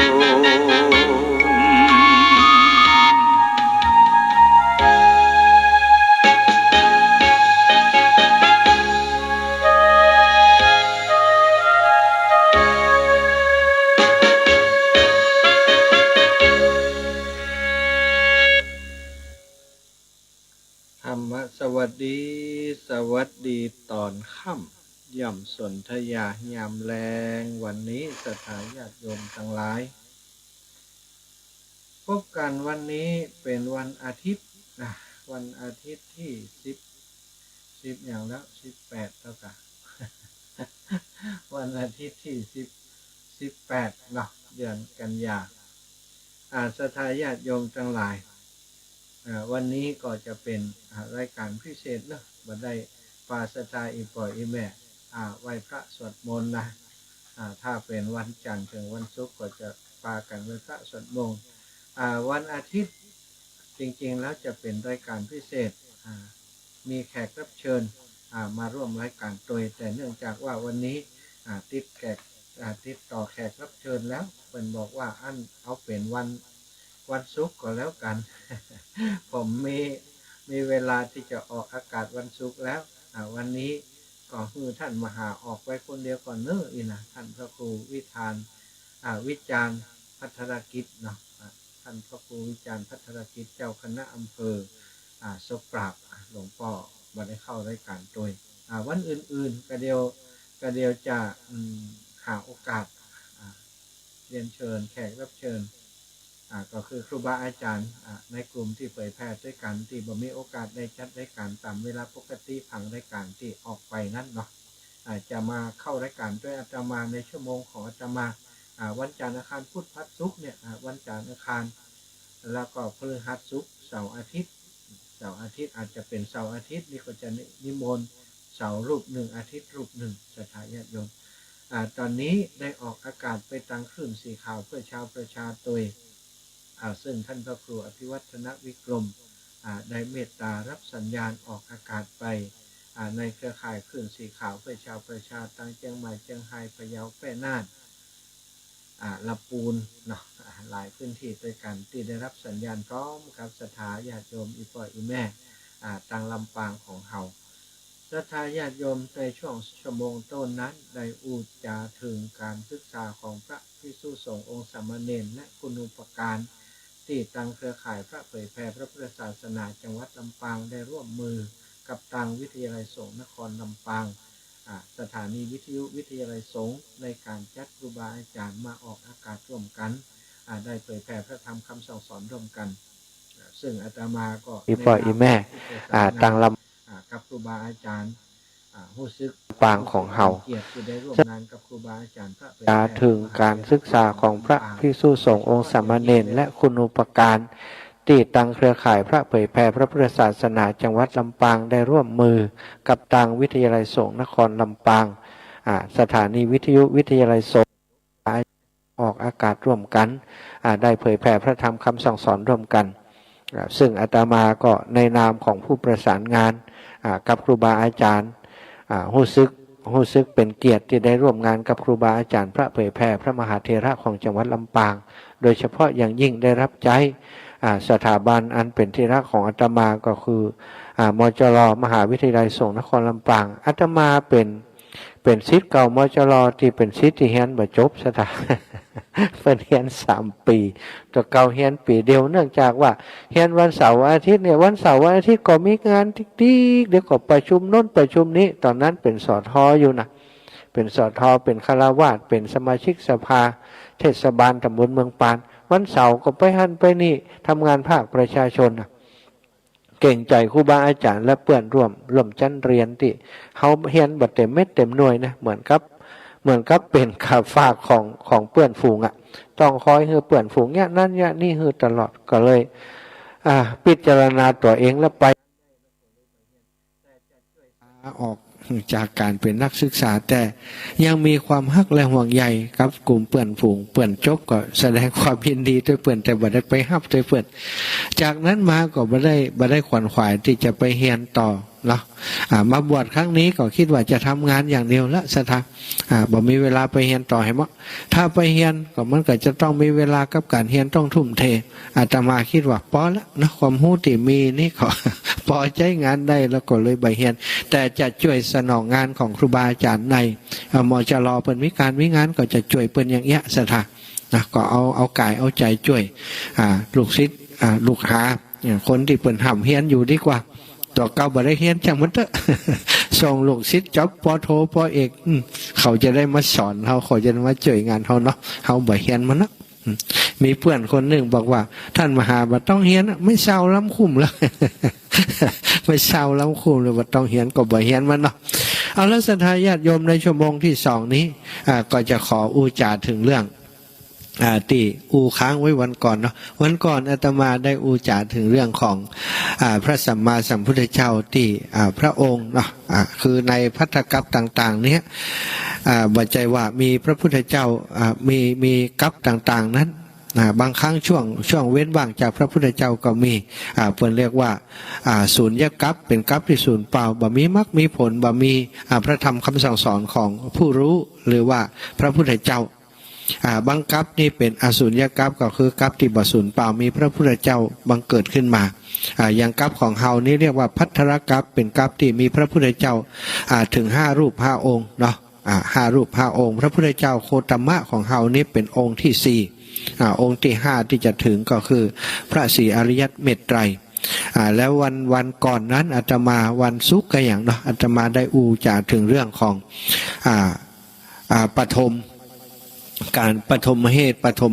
ครั้งแรกการอธิษฐานจิตของพระโพธิสัตว์ครั้งแรกก่อนที่จะเป็นพระโพธิสัตว์นี่ต้องมีการอธิษฐานก่อนศรัทธาอธิษฐานจิตว่าจะเป็นมีความประสงค์จะบรรลุธรรมเป็นพระพุทธเจ้าเพื่ออย่างเพื่อจะได้นำสัตว์ทั้งหลายสัตว์ทั้งหลายก็คือมนุษย์ทั้งหลายที่มีความลำบากจากเข็นอยู่ในโลกใบนี้เวียนว่ายตายเกิดนี้ประสงค์ที่จะเป็นนาวาปามนุษย์ทั้งหลายข้ามพ้นจากโอคะสงสารไปฝั่งพระนิพพานได้อธิษฐานเป็นครั้งแรกตั้งแต่เป็นบุรุษเข็นใจเนาะได้ว่ายน้ำปามันดาขี่คอว่ายน้ำเพราะจะจมน้ำตายแล้วศรัทธาก่อนระลึกขึ้นมาได้ว่าเฮาเนี้ยเป็นคนมีความมานะภาคเพียรว่ายน้ำอยู่ตั้งหลายวันเพราะจะตายแล้วบัดเดี๋ยวนี้แมนหัวขึ้นมาหายใจได้แหมเฮือกหนึ่งก็เลยตั้งใจว่าบัดเดี๋ยวนี้โดยบุญติข้าพเจ้านี่ปาแม่ขึ้นขี่หลังขี่คอเนี่ยว่ายน้ำข้ามทะเลมหาสมุทรนี้หากจะเป็นบุญเป็นกุศลใหญ่หลวงโดยความที่ข้าพเจ้าเป็นคนกตัญญูนี่ขอให้ข้าพเจ้านี่ปารมีที่ข้าพเจ้าได้สร้างสมมาครั้งนี้เนี่ยจุงให้ข้าพเจ้านี้สามารถตรัสรู้เป็นพระพุทธเจ้าในการภายหน้าโดยเถอะอีวะตั้งใจเป็นครั้งแรกอันนี้เรียกว่ากรรมอธิษฐานครั้งแรกของพระโพธิสัตว์ศรัทธาต่อจากนั้นมาหลังจากนั้นมาเนาะซึ่งวันนั้นก็ข้ามพ้นโดยการที่อธิษฐานอย่างอีทำให้ฤทธิเดชของเทวดาและกรรมอธิษฐานของพระโพธิสัตว์นี้บังเกิดผลทำให้เปิ้นมีกำลังวังชาสามารถว่ายน้ำปาคุณแม่ของเปิ้นข้ามฝั่งข้ามมหาทะเลมหาสมุทรขึ้นไปบนฝั่งได้แล้วก็ดูแลปฏิบัติปัดปู่ดูแลคุณแม่ของเปิ้นจนสิ้นการอายุตึงแม่ตึงลูกได้จากไปก็ไปเสวยที่พระสมบัติอยู่บนสวรรค์วิมานหลายภพหลายชาติด้วยกันเกิดไปบนสวรรค์กลับมาเกิดเป็นมนุษย์เป็นมนุษย์ก็สร้างคุณงามความดีก็อธิษฐานแบบนี้ทุกจัดเรียกว่าเป็นพระโพธิสัตว์สร้างบุญสร้างกุศลตลอดเวลามาแล้วพอปรากฏว่าขนาดอธิษฐานเป็นพระโพธิสัตว์แล้วนะศรัทธายังมีความผิดพลาดเกิดขึ้นกับพระโพธิสัตว์ดังเรื่องราวที่จะเล่าดังต่อไปนี้เนาะซึ่งมาในหนังสือมุนีนาถทีปณีเนาะซึ่งเป็นครูบาอาจารย์ท่านพระพรหมโมลีวิราชยานวโรปริยธรรม9 ประโยคได้ถอดเอามาจากพระไตรปิฎกเนาะพระสูตรตันตปิฎกในพระไตรปิฎกในอัตถกถาจารย์เอามาร่วมเล่มเป็นบทประพันธ์ของเปิ้นนี้เนื้อหามีในสมุดในหนังสือเล่มนี้ซึ่งเป็นเนื้อหาที่น่าสนใจเป็นภาษาเป็นวรรณกรรมที่อ่านแล้วม่วนศรัทธาภาษานั้นไพเราะมากในเรื่องนี้ได้เล่าถึงเรื่องของพระโพธิสัตว์เกิดมาหลังจากเป็นหลังจากที่ได้อุบัติเกิดเป็นเทพบุตรในสวงสวรรค์แดนสุขาวดีและเกิดเป็นมนุษย์ในโลกนี้โดยอำนาจการเวียนว่ายตายเกิดหลายชาตินั้นแล้ว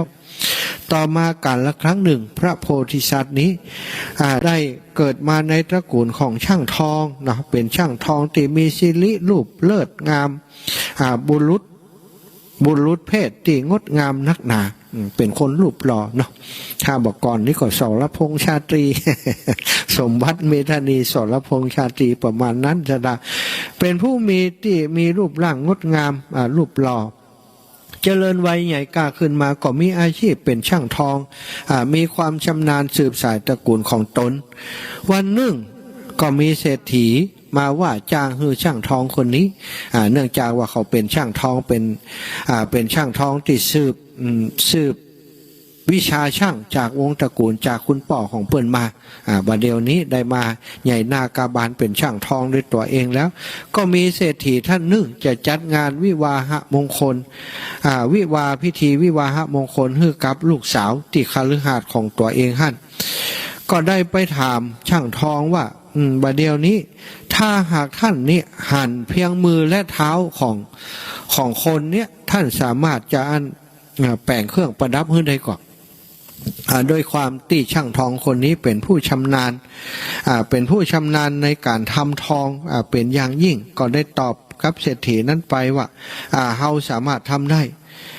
เมื่อช่างทองหนุ่มรับคำว่าทำได้แล้วเศรษฐีจึงได้ให้ลูกสาวของตนนั้นนะ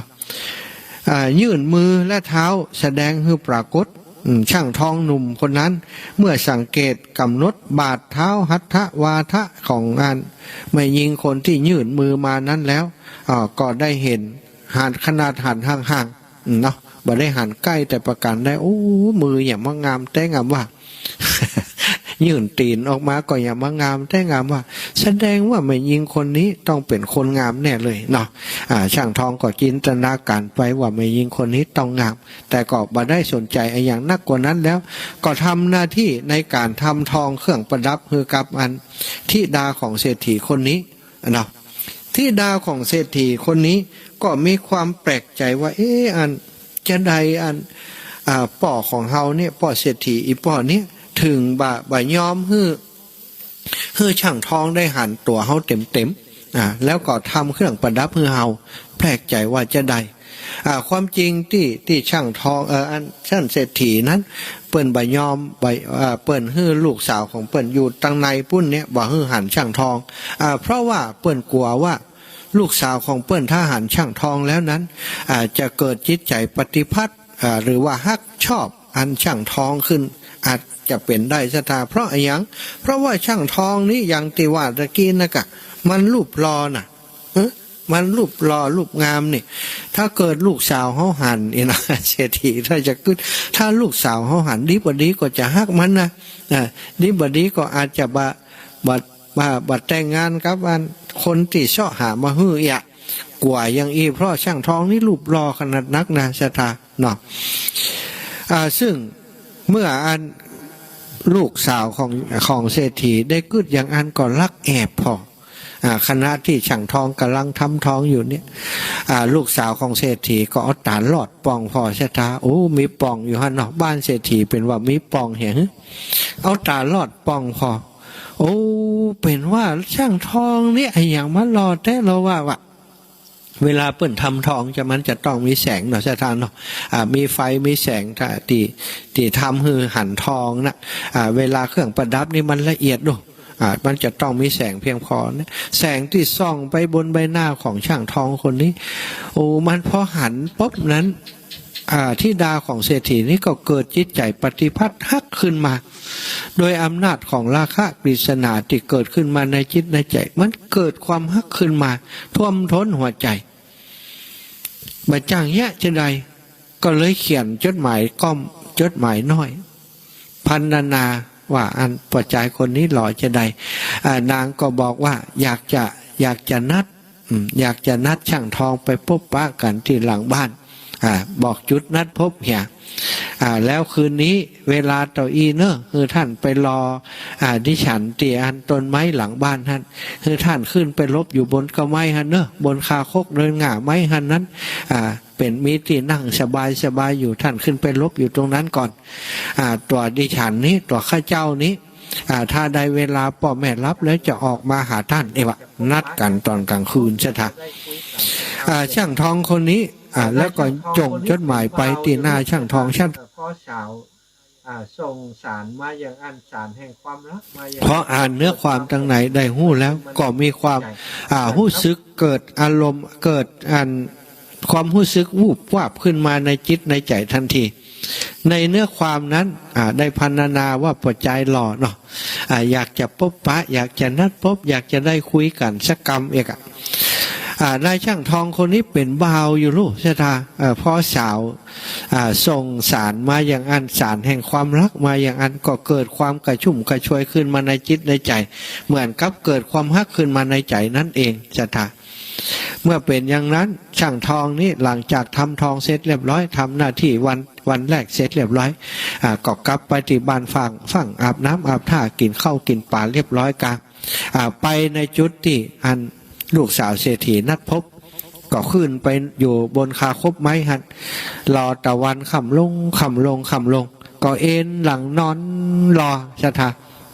นอนไปเสียงลิงเจเลไลนกหนูหูปีกกระร้องกล่อมพลึกโพรงไพหลังบ้านเศรษฐีนั้นมันเป็นป่าหรอชะทาเป็นสวนเหมาะเลยโอ้อากาศก็เย็นลมก็พัดสบายลิ้นเหลือบลิ้นแลยุงก็บ่มีทำให้นายคนนี้งีบลับไปชะทานั่นงีบลับไปเสียแล้วซึ่งธิดาของเศรษฐีนี้ลูกสาวเศรษฐีนั้นพอได้เวลาก็รอพ่อแม่ก็บ่รับสักเตี่ยหนังหนังจากันอยู่หันธิดาเศรษฐีก็แห้งคลิอย่างไปล้อคือพ่อแม่เข้ารับเข้านอนก่อนก็รอจนดึกแล้วพ่อแม่ก็เข้ารับเข้านอนเปิ่นเตรียมงานเรื่องจะแต่งงานลูกสาวเปิ่นเลยรับจ้าสถาลูกสาวเศรษฐีพอพ่อแม่เข้าไปนอนแล้วแกก็เข้าไปจัดสำรับกับข้าวเพื่อจะเอาไปต้อนชายหนุ่มที่ช่างทองที่หมายปองจะนัดพบกันนะ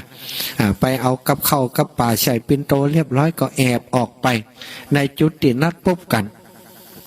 เมื่อไปถึงนั้นก็ไปป้าอันชายหนุ่มช่างทองเนี่ยรับขนออกอยู่ขาคบไม้หัน ลูกสาวเศรษฐีจะเนี้ยใดดีศรัทธาญาติโยมถ้าจะไปห้องก็กลัวว่าจะผิดธรรมเนียมเปิ้นบอกว่าเปิ้นในคนสมัยก่อนที่ได้รับการอบรมมาเนี่ยเปิ้นบอกว่าคนรับนี่บ่ดีห้องวะศรัทธาถ้าไผ่ห้องคนที่กำลังรับสนิทอยู่เนี่ยจะต้องไปตกนรกบัดดีห้องถ้าเปิ่นรับนี่นะนี่เปิ่นคำสั่งสอนของคนสมัยก่อนสมัยโบราณถ้าเป็นสมัยนี้มันก็ยุ่งกันเนาะสุกสู้คือตื่นกะอันนี้ไปรออยู่หันบัดไรเปิ่นจะตื่นรอไปก็เดึกไปเป็นว่ารับขนติ๊กว่ะ มันเนี่ยการอิดนอกกลางวันน่ะเปิ่นถ้าบอกขนอาตมาว่าจะรับชนิดไปเลยธิดาเศรษฐีก็จังเนี้ยจะได้สถาก็เลยเอาเสาะอันใบไม้มาปูหั่นก็ได้เอาปิ่นโตที่ใส่กับข้าวกับป่าปิ่นโตทองใส่กับข้าวกับป่าเอาวางไว้ตรงนั้นเดึกไปนายช่างทองนั่นก็สะดุ้งตื่นมาชะตาเลยเวลาแล้วยกนาฬิกามาพอสมัยนั้นมีนาฬิกาชะตาพอขึ้นไปเกื้องบนทางบนว่าแต่กี้เฮามานั้นเดือนยังบ่ขึ้นกับแต่บ่เดียวนี้เดือนขึ้นกลางหัวแล้วปะโถธิดาเศรษฐีบ่ล่างมาแล้วกาพอลงไปดังลุ่มบ่หันไผ่แล้วชะตาหันแต่ปิ่นโตเสียงหมับอยู่หั่นกลับไปพอเป็นปิ่นโตที่อันธิดาเศรษฐีเอากับข้าวกับป่ามาฮื้อแต่กะจะมานั่งกินด้วยกันนี่กะมาจมเจยกันนะมาจีบกันกินข้าวไปโตยกันไปโตยอีกอะเอาไปเอามาได้เลี้ยงแล้วนั่งกินข้าวแล้วก็ปิกไปไปแจ้งบ่าเจ้าก็ไปทำทองคือท่านเศรษฐีแห่มธิดาเศรษฐีแห่มสถาธิดาเศรษฐีก็เนี้ยเหมือนเดิมเขียนจดหมายก้อมแห่มโยนจ่งลงไปช่างทองก็เอามาอ่านนัดหมายที่เก่าเวลาเดิมนะจ๊ะเจอกัน นายช่างทองคนนี้ก็ดีใจเก็บความดีใจไว้จนค่ำจนมืดไปกลับไปบ้านอาบน้ำอาบท่าก็มานั่งนอนรอที่คาคบไหมวันนี้จะบัลลับละจะตีตาเนี่ย รอจนธิดาเศรษฐีมาก็เหมือนเดิมนะก็ธิดาเศรษฐีก็มาจ้าก็จะมาได้นายคนนี้ก็รอแล้วรอเล่าว่ามีเสียงครอบเสียงแคบคนเดินมาได้พอไปหนทางแล้วความตีอิดอ่อนทั้งวันนะนั่งทำทองทั้งวันก็ม้อยรับไปแหมสถานั่นรับไปแหมสะดุ้งตื่นมาก็ยังเก่าพินโตอยู่ยังเก่าลงไปกินข้าวกับปิกบานวันที่2ก็ยังเดียวกันวันที่3ก็ยังเดียวกันสถา วันที่สามเป็นวันสุดท้ายแล้วธิดาเศรษฐีก็พร่ำลำพันว่าวันพุกจะแต่งงานแล้วเฮากับช่างทองคนนี้คงบ่มีวาสนาได้พิลมได้พิลมสมสู่กันบ่ได้มีอะไรอย่างกันแล้วคงหมดโอกาสกันแล้วบ่มีวาสนาต่อกันทำให้เปิ่นรับถึง3 วันนี่นะแทนที่จะรอเฮาก่อนรับไปตั้ง3 วันแสดงว่ามันบ่มีวาสนาต่อกันแล้วก็เลยพอแยงหน้าช่างทองแล้วก็ไปแล้วกลับไปก็ขอให้ท่านนี้ได้มีแม่หญิงที่ดีๆเนอะตัวข้านี่คงมีโอกาสอย่างกับท่านแล้ววันพุกจะแต่งงานแล้วลูกของเศรษฐีก็ตัดใจซะท่าเนาะมีความอดทนทุกสู่ชะกรรมก็บ่ได้นะคนสมัยก่อนเพิ่นถือกำสอนของพ่อของแม่เป็นหลักได้นะซะท่าเพิ่นสอนจะได้ก็ทำฉะนั้นบ่ยอมห้องก็พอวันพุกก็ไปแต่งงานไปนายช่างทองนี่ก็มากึดเสียใจเฮานี่มันอย่างล้ำเหลี่ยมันอย่างว่าขี้ลับบ่ล้ำบ่เหลี่ยมดโอกาสเลยบ่อายเฮ้ยสาวจัดงาม บ่ได้พิลมพักดีบ่ได้เชยชมพิลมพักชกรรมหมดโอกาสแล้วบ่อายเนาะแต่ว่าจิตใจก็ยังผูกพันหวั่นเกี่ยวกับธิดาเศรษฐีนั้นขนาดเปิ่นแต่งงานไปแล้วก็กึดถึงเปิ่นถึงวันซะท่าคนเฮาถ้าอย่างที่มันบ่สมหวังเนาะมันก็กึดอยู่หั่นน่ะนะมันก็กึดว่าเฮาจะรับเนี่ยอย่างเงี้ยเนาะหน้าที่จะได้กอดได้เชยชมแล้วกึดไปอย่างนั้นกึดไปกึดมาก็ได้วางแผนขึ้นในใจว่าฮู้จักอุปราชท่านหนึ่งมันชอบเครื่องประดับก็เลยแปลงเครื่องประดับที่อลังการไปให้อุปราชเป็นเครื่องประดับที่งดงามที่สุดไปหาอุปราชหันเครื่องประดับว่าท่านเอาเครื่องประดับมาให้เฮาด้วยมีวัตถุประสงค์อะไรอย่างนายช่างทองก็เล่าเรื่องราวให้ฟังอุปราชว่าบ่ยากนี่ว่าเขาจะจัดการให้เนาะก็วางแผนกันว่าให้ท่านปลอมตัวเป็นแม่หญิงเนอะเขาจะพาไปโดยจะมีอันกุศโลบายจะได้ก็มีอุบายจะได้ก็ว่ากันปรึกษากันเรียบร้อยก็คืออันนายช่างทองนี่แต่งตัวเป็นแม่หญิงมันก็เปิงเหี่ยสถานเพราะมันเป็นคนรูปหล่อแต่งตัวเป็นแม่หญิงก็เป็นอันงามเหี่ยวะเนาะอย่างปัจจัยบางคนบัดเดียวนี้กะแต่งตัวเป็นแม่หญิงนี่ชัดงามนะงามเลยแม่หญิงก็นะประเภท2ประเภท3บัดเดียวนี้นะดีวันนี้บอกเรื่องนะสถานเป็นแม่หญิงก็ปัจจัยนี่เพราะเขาแต่งตัวแล้วงามเนาะช่างทองคนนี้แต่งตัวแล้วก็งามเป็นแม่หญิงชดช้อยเลยละสถานั่งตั้งอุปราชก็ปาไปที่บ้านเศรษฐีเพราะว่าอุปราชนี่สนิทกับเศรษฐีเหมือนกันเนาะก็ไปหาท่านเศรษฐีก็บอกว่าบัดเดี๋ยวนี้นะเขาจะไปตรวจราชการต่างบ้านต่างเมืองไปต่างพระเนตรพระกันของพระเจ้าอยู่หัวพระราชาอุปราชก็คือคนที่เป็นรองพระราชามหาอุปราชสถาก็บอกให้เศรษฐีจะแล้วก็เศรษฐีว่าท่านมีอย่างให้เฮารับใจกาถึงได้มาหาคือเฮามีน้องสาวนะน้องสาวของเฮานี่เฮาไปราชการเฮาก็เป็นห่วงมัน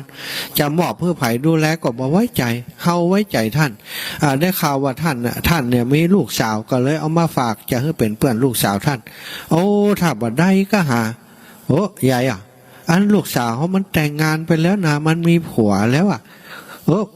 ก็ท่านก็คือมันละกันสัก4-5 วันกะ มันละกันสัก4-5 วันกะเขาจะไปทุระบ่เมินนะเขาก็จะปิ๊กมาฮับน้องเขาเศรษฐีด้วยความเก่งกว่าอำนาจของอุปราชก็ได้เอวก็ฮับแม่ยิงปลอมคนนั้นไว้ก็ส่งไปให้ธิดาของเศรษฐีเนี่ยดูแลไปนอนด้วยกันสถาเนาะ ไปนอนด้วยกันมันจะมีอย่างเพราะว่ามันบาดเจ็บไม่ยิงแต่ลูกมันเป็นผู้ชายแล้วน่ะมันวางแผนจะไปนอนกับลูกสาวเศรษฐีนะสุดท้ายก็ได้ทำอย่างที่ว่านั้นเนาะได้ตั้งอกตั้งใจทำพิษศีลพิธรรมขึ้นสถา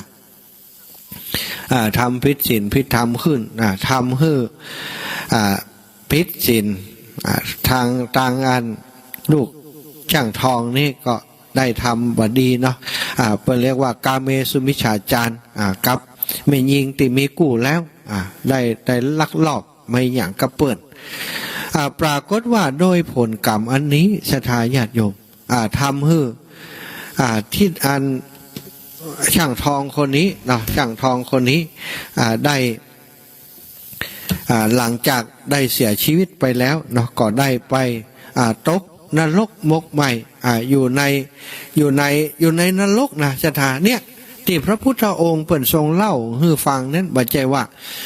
เปิ่นบอกว่านรกมันฮ้อนนรกมันหนักกว่าอย่างอันอย่างอีนั้นนะบัดใจว่าเปิ่นบอกเกยนะขนาดที่อธิษฐานแล้วนะอธิษฐานว่าจะเป็นพระโพธิสัตว์แล้ว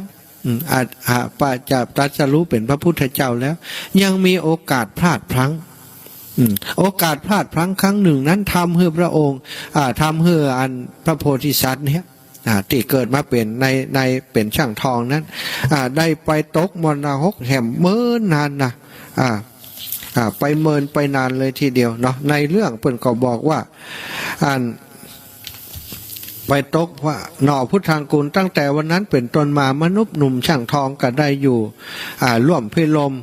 กับลูกสาวของท่านเศรษฐีพระพุทธังกูลโพธิสัตว์เมื่อพระองค์ดำรงกฤษดาพินิหารพระบารมียังอ่อนอยู่นั้น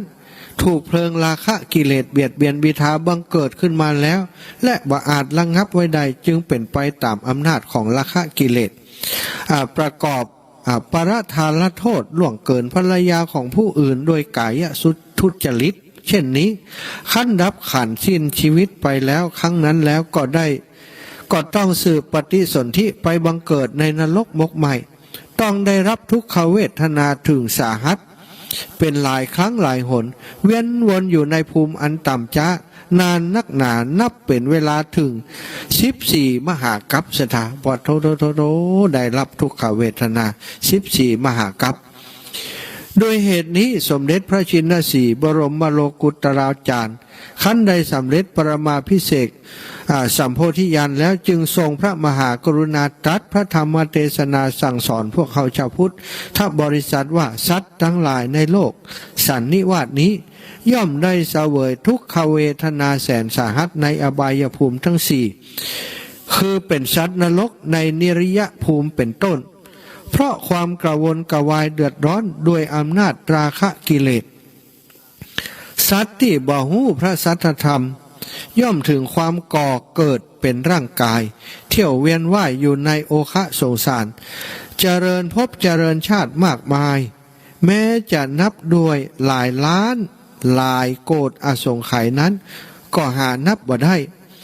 ต่อเมื่อเป็นพุทธบุคคลแล้วนั่นแหละจึงจะได้ชื่อว่าเป็นผู้ที่พ้นจากอบายภูมิสถานเมื่อได้ทราบความต่างพุทธภาษิตนี้ขอให้ผู้มีปัญญาทั้งหลายจงเชื่อคำสอนของพระพุทธองค์เถิดว่าจงทำใจให้หันโทษหันภัยในอบายให้มากไว้อันนี้คือสิ่งที่เฮาทั้งหลายควรจะสั่งวอนสั่งหอนการที่เฮาล่วงละเมิดนะไปล่วงละเมิดต่อภริยาก็ดีสามีก็ดีของผู้อื่นนี้สถาเป็นวิบากกรรมแน่นหนักอันนี้14มหากัปมันไปหน่อยมาได้สถาตกอยู่ในนรกอบายภูมิติดต่ำต่ำกว่าภพภูมิของมนุษย์นี่นะ14มหากัปดูขนาดพระองค์บำเพ็ญบารมีเป็นพระโพธิสัตว์แล้วเนี่ยยังพลาดได้หมู่เฮาซ้ำให้กับศรัทธาถ้าบ่ระมัดระวังก็จะมีโอกาสผิดพลาดขึ้นมาแม้กระทั่งแต่พระสงฆ์องค์สังฆเจ้าก็เหมือนกันศรัทธาสิ่งที่ระมัดระวังนี่สอนี่เนี่ยนะสอหลายสอเนี่ยสอหนึ่งก็คือสอสตินี้เปิ่นบอกว่าพระสงฆ์องค์สังฆเจ้านี่ต้องระมัดระวังไว้เพราะว่าสิ่งเหล่านี้พระพุทธเจ้าตรัสไว้เลยผู้หญิงผู้ชายนี่เป็นเพศตรงข้ามกันต่างเพศเป็นเพศตรงข้ามที่มือแรงดึงดูดซึ่งกันและกันผู้ชายกับแม่หญิงมันมีแรงดึงดูดต่อกันในพระวินัยของสงฆ์นี่ระมัดระวังละเอียดยิบเลยสถาที่พระอานนท์ได้ทูลถามพระพุทธเจ้าว่าควรจะปฏิบัติต่ออย่างใดต่อสตรีเพศพระพุทธองค์บอกว่าบ่พบเป็นการดี พระอานนท์ก็ถามว่าถ้าต้องพบปะกันโลก็ต้องห้ามมองหน้าว่าอัญชตาห้ามมองหน้าห้ามซบตาห้ามซบตาถ้าหากจำเป็นต้องพบกันต้องอู้กันโลต้องจะได้พระพุทธองค์ทรงตรัสว่าต้องมีสติในการอู้ต้องสนทนาธรรมเท่านั้นห้ามอู้กันเรื่องอื่นแล้วก็ห้ามอยู่ในที่รับหูรับตา2 ต่อ 2นี่โอ้เปิ่นเราวัดระวังไว้ละเอียดมากสถาเพราะว่ากลัวอันตรายอย่างเอี้ยเพราะมันเกิดอันตรายขึ้นมาเนี่ยโอ้99อยู่หันแล้วจะ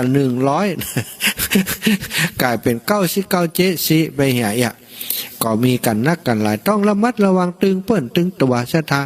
เนาะทุกคนก็ต้องระมัดระวังตัวบ่ฮื้อกิเลสตัณหามันมาครอบงำจิตใจเฮาอาจจะทำอย่างที่พิษทำนองคลองทำไปเกิดความเสียหายกับคณะสงฆ์มีพระสงฆ์องค์สังฆเจ้าบางรูปบางองค์ที่มีข่าวไปเนี่ยบางรูปบางองค์เป็นนักเทศน์จัดดีเป็นนักปฏิบัติจัดดีแต่ก็พลาดกับสิ่งเหล่านี้ได้กิเลสตัณหานี้มันตัวจะได้หรอจะท่าเขาบาหันตัวมันแต่เขาหันตัวมันก็กำจัดมันง่ายแต่อันนี้มันประกอบรูปประกอบร่างขึ้นในจิตในใจเฮามาพลักดันให้เฮาให้ไปลงไปนิดในที่ต่ำตลอดเวลาพระพุทธองค์ทรงสอนให้มีสติมีสัมปชัญญะให้พิจารณาให้ระมัดระวังบ่ให้ประมาทก็เพราะว่าเป็นห่วงในเรื่องโมเนี้ยเพราะพระองค์เจอมาแล้วตอนที่เป็นพระโพธิสัตว์ก็ยังเจอเรื่องเหล่านี้เนาะและศรัทธาญาติโยมวันนี้ได้เล่าเรื่องเกี่ยวกับเชิงของพระพุทธอันนี้ก็เป็นประวัติของพร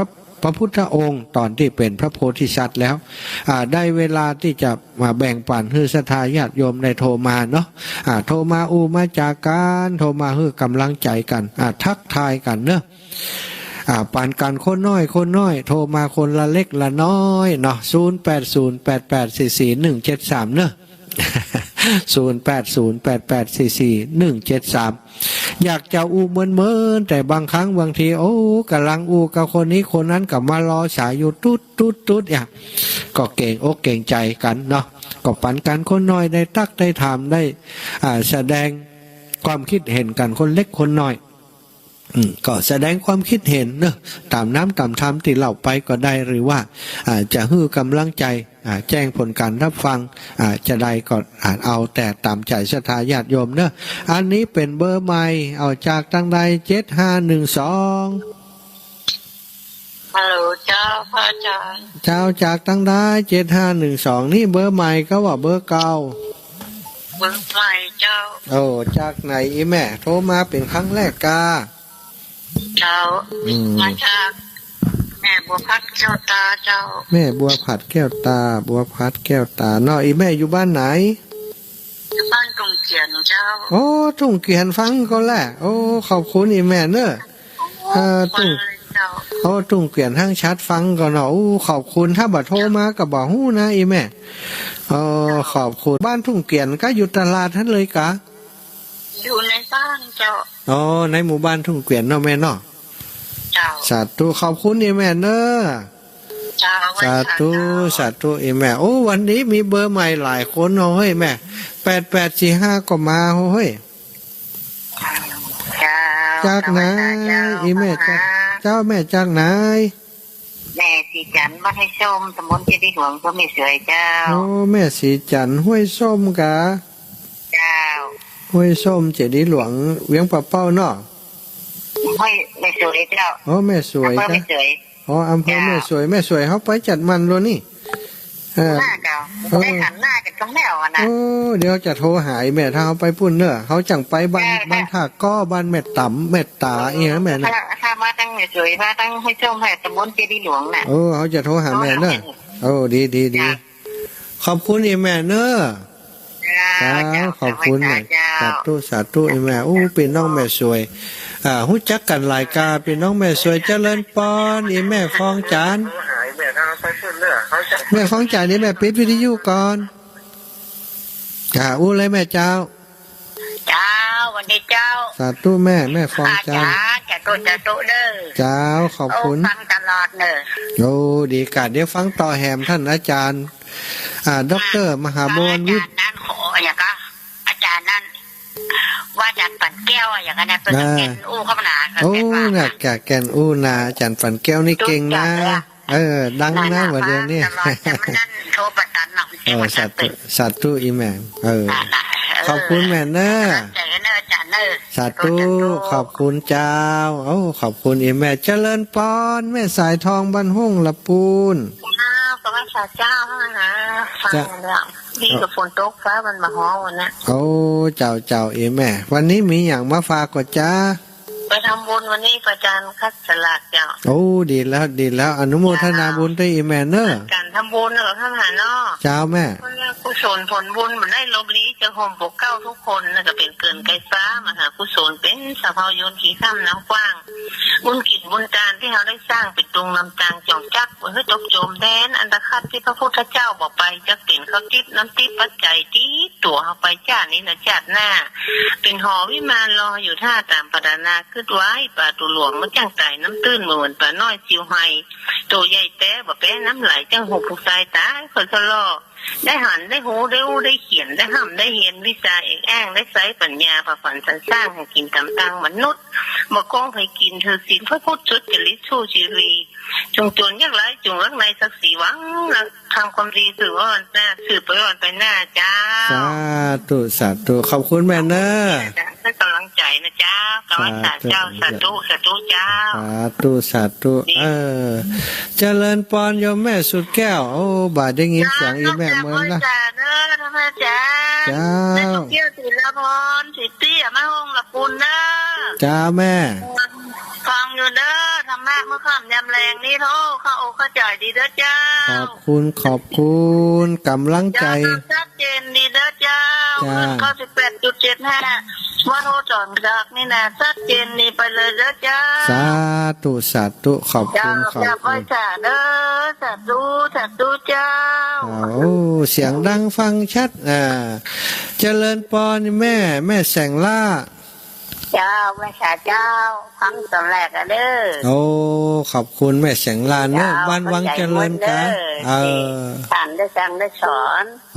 ขอบคุณนะไปวัดมาพระคำมาพระคำล่ะไปฟังธรรมเนาะดีกับวันพระได้ฟังธรรมที่วัดโดยเนาะแม่เนาะเจ้าทำอย่างก็คำพังวัดตองคำพังวัดตองเนาะหลายผูกนะ14ผูกกันน่ะคำพังผูก18แล้วเนาะเจ้าสาธุเนอะขอบคุณแม่เนอะมันม่วนนี่เนาะฟังธรรมเนาะเจ้ามันม่วนกับคนเฒ่าก็ฟังธรรมเนาะกันได้ฟังกุศลกุองค์เจ้าดีเจ้าแม่สาธุขอบคุณนี่แม่เนอะเจ้าให้กำลังใจเด้ออาจารย์เด้อเจ้าเจริญปอนแม่จันบ้านป่างิ้วเจ้าไว้สาเจ้าทำหนังฝนอ้อยจะมาเดือดมันเย็นนี่ไงฝนอ้อยกะเจ้าระวังน้ำท่วมนะน้ำท่วมก่อนฟ้าห้องกะเดือนตุลากับปะกันตุลานี่ปะกันแน่เนอะก็เจอหากันบัดได้ไปหาหลายเดือนแล้วนะพี่น้องกันเวียงปะเป้าน่ะเดี๋ยวฟ้าเสาร์ที่13เนาะ13ปะกันแน่เนาะแม่เนาะ12บ่ปะกันกะ12ไปเรามณฑากะ12มันได้ไปเจ้า13ปากันเนาะแม่เนาะขอบคุณนะอีแม่ขอบคุณเจ้าถ้าฝนตกก็บ่ได้ฟังนั่นเนอะถ้าฝนตกก็เจ้าฝนตกกับปิดเฮียอีแม่เจริญปอนแม่ศรีกุลเจริญปอนแม่อันกับภาษาท่านมหาเจ้าแม่อันอีแม่จะโอนสตังค์เข้าไปแล้วนะเจี๊ยเดี๋ยว7 โมงสัก2 นาทีเจ้าอีแม่ไผ่ห้อมตั้งไผ่ตั้งอีแม่กะอันบัดใจอันป้อนเนตจอดแม่กังป้อนเนตเร็วป้อนเนตแม่แสงดาวถาวงเปิ้นหอมหยังเปิ้นหอมมันติดกองทุนละ3 บาทวิไลสงฆ์เลยต่อใด100เนาะเจ้าบ้านเป้าตำบลบ้านเป้าน่ะบ้านเป้าเนาะบ้านเป้าเจ้าแม่โอเคเดี๋ยวจะส่งให้เนอะอีแม่โอนที่ของเฮาก็ว่าโอนที่ไผโอนเขาหาบัญชีมหาสมศักดิ์นะครับโอเค โอเค เดี๋ยวจะต้องโอนไปให้มจรเนาะแม่เนาะขอบคุณแม่เนอะเจ้า เจ้าแล้วก็บอกคือท่านบวรวิทย์ เจ้าได้โอนให้เนอะเจ้าสาธุสาธุ แม่เป็นกำลังใจให้ท่านด้วยนะ สาธุขอบคุณ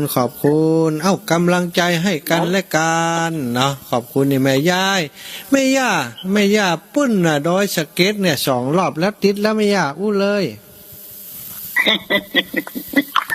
ลูกไม่ฟังอยู่นะ โอ้ขอบคุณนี่แม่คือเจอหายแม่อยู่เนอะ แม่บอกว่าวันที่12เป็นมีงานไหนถ้าปุ้นมีงานนะ 12วัดเรามณฑา วัดสันต่อลูก นั่น13วัดทุ่งเศรษฐีวัดใกล้อีแม่ไปใกล้ๆนี่กะเรามณฑานี่กะเรามณฑานี่มันปอไก่ด้วยสเก็ตหรอก แม่ว่าถ้าว่าไปวัดสันต่อมีแม่จะโทรไปหาจุลุงแดงของใครนะแม่จะไปหอมเปิ่นฝากไปนะ อ๋อเจ้าก็ได้ยินจุลุงดอยลงลงข่าวลง2-3 เดือนแล้วล่ะจุลุงดอยเป็นสบายดีเลยเนาะ เจ้าดีแล้วหลวงปู่สบายดีแล้วแม่ การหลายเดือนแล้วเหรอแม่ฟังนะลูก เจ้า แม่พยายามจะไปฝากจุลุงแดงไม่หอมใครไปในลุงเนอ เจ้าสาธุดีแล้วแม่ดีแล้วเนอะ แม่เดี๋ยวนี้แม่ไปวัดได้ท่องแล้วนะเป็นโรคนั่นก็หายท่องหายแล้ว เก่งแล้วหายเร็วๆหายเร็วๆกินน้ำ จังถ้าลูกได้2 เดือนแม่ก็เลยย่างเห็นเนาะไปมันแบบจ๊ะจีก็เลยย่างนะลูกเนาะ สาธุ จ่ายตัวให้ดีเนอะ สาธุบุญรักษาอีแม่เนอะจะปั่นกันคนน้อยก่อนอ้าวโยมแม่น้องหมาเข้าฟังเจริญปอน ไหว้สาเจ้าท่านมหาแม่ขอสอบถามท่านมหาหน่อยวันที่3 ตุลาเนี่ยท่านมหาจะมาทำบุญเนี่ยมาเวลาไหนเจ้าบ่ายค่ำอย่างไร บ่ายเปิ้นจะเต็ดบ่ายก็คงจะไปถึงปุ้นสักเที่ยงอย่างนี้ก็หาไหมฮะเนาะ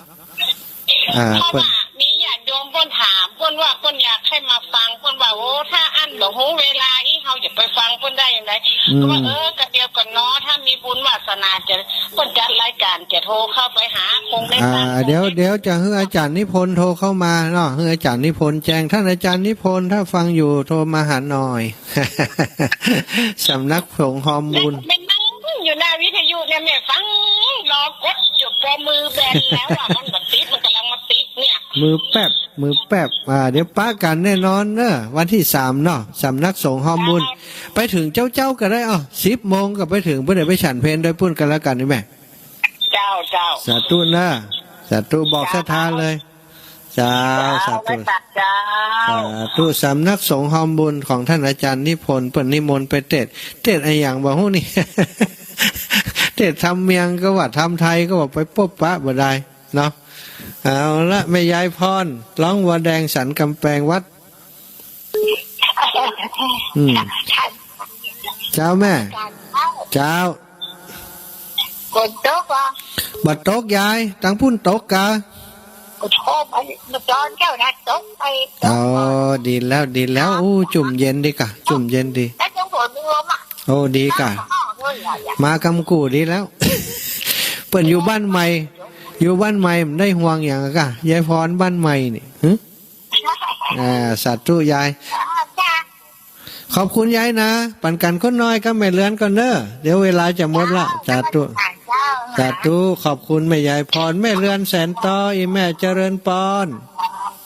ไปสาท่านมหาเจ้าไม่ฟังอยู่เนอะ เอาฟังอยู่วันพุธฟังแหมนะวันพุธนี่ของท่านอาจารย์นพดลนะ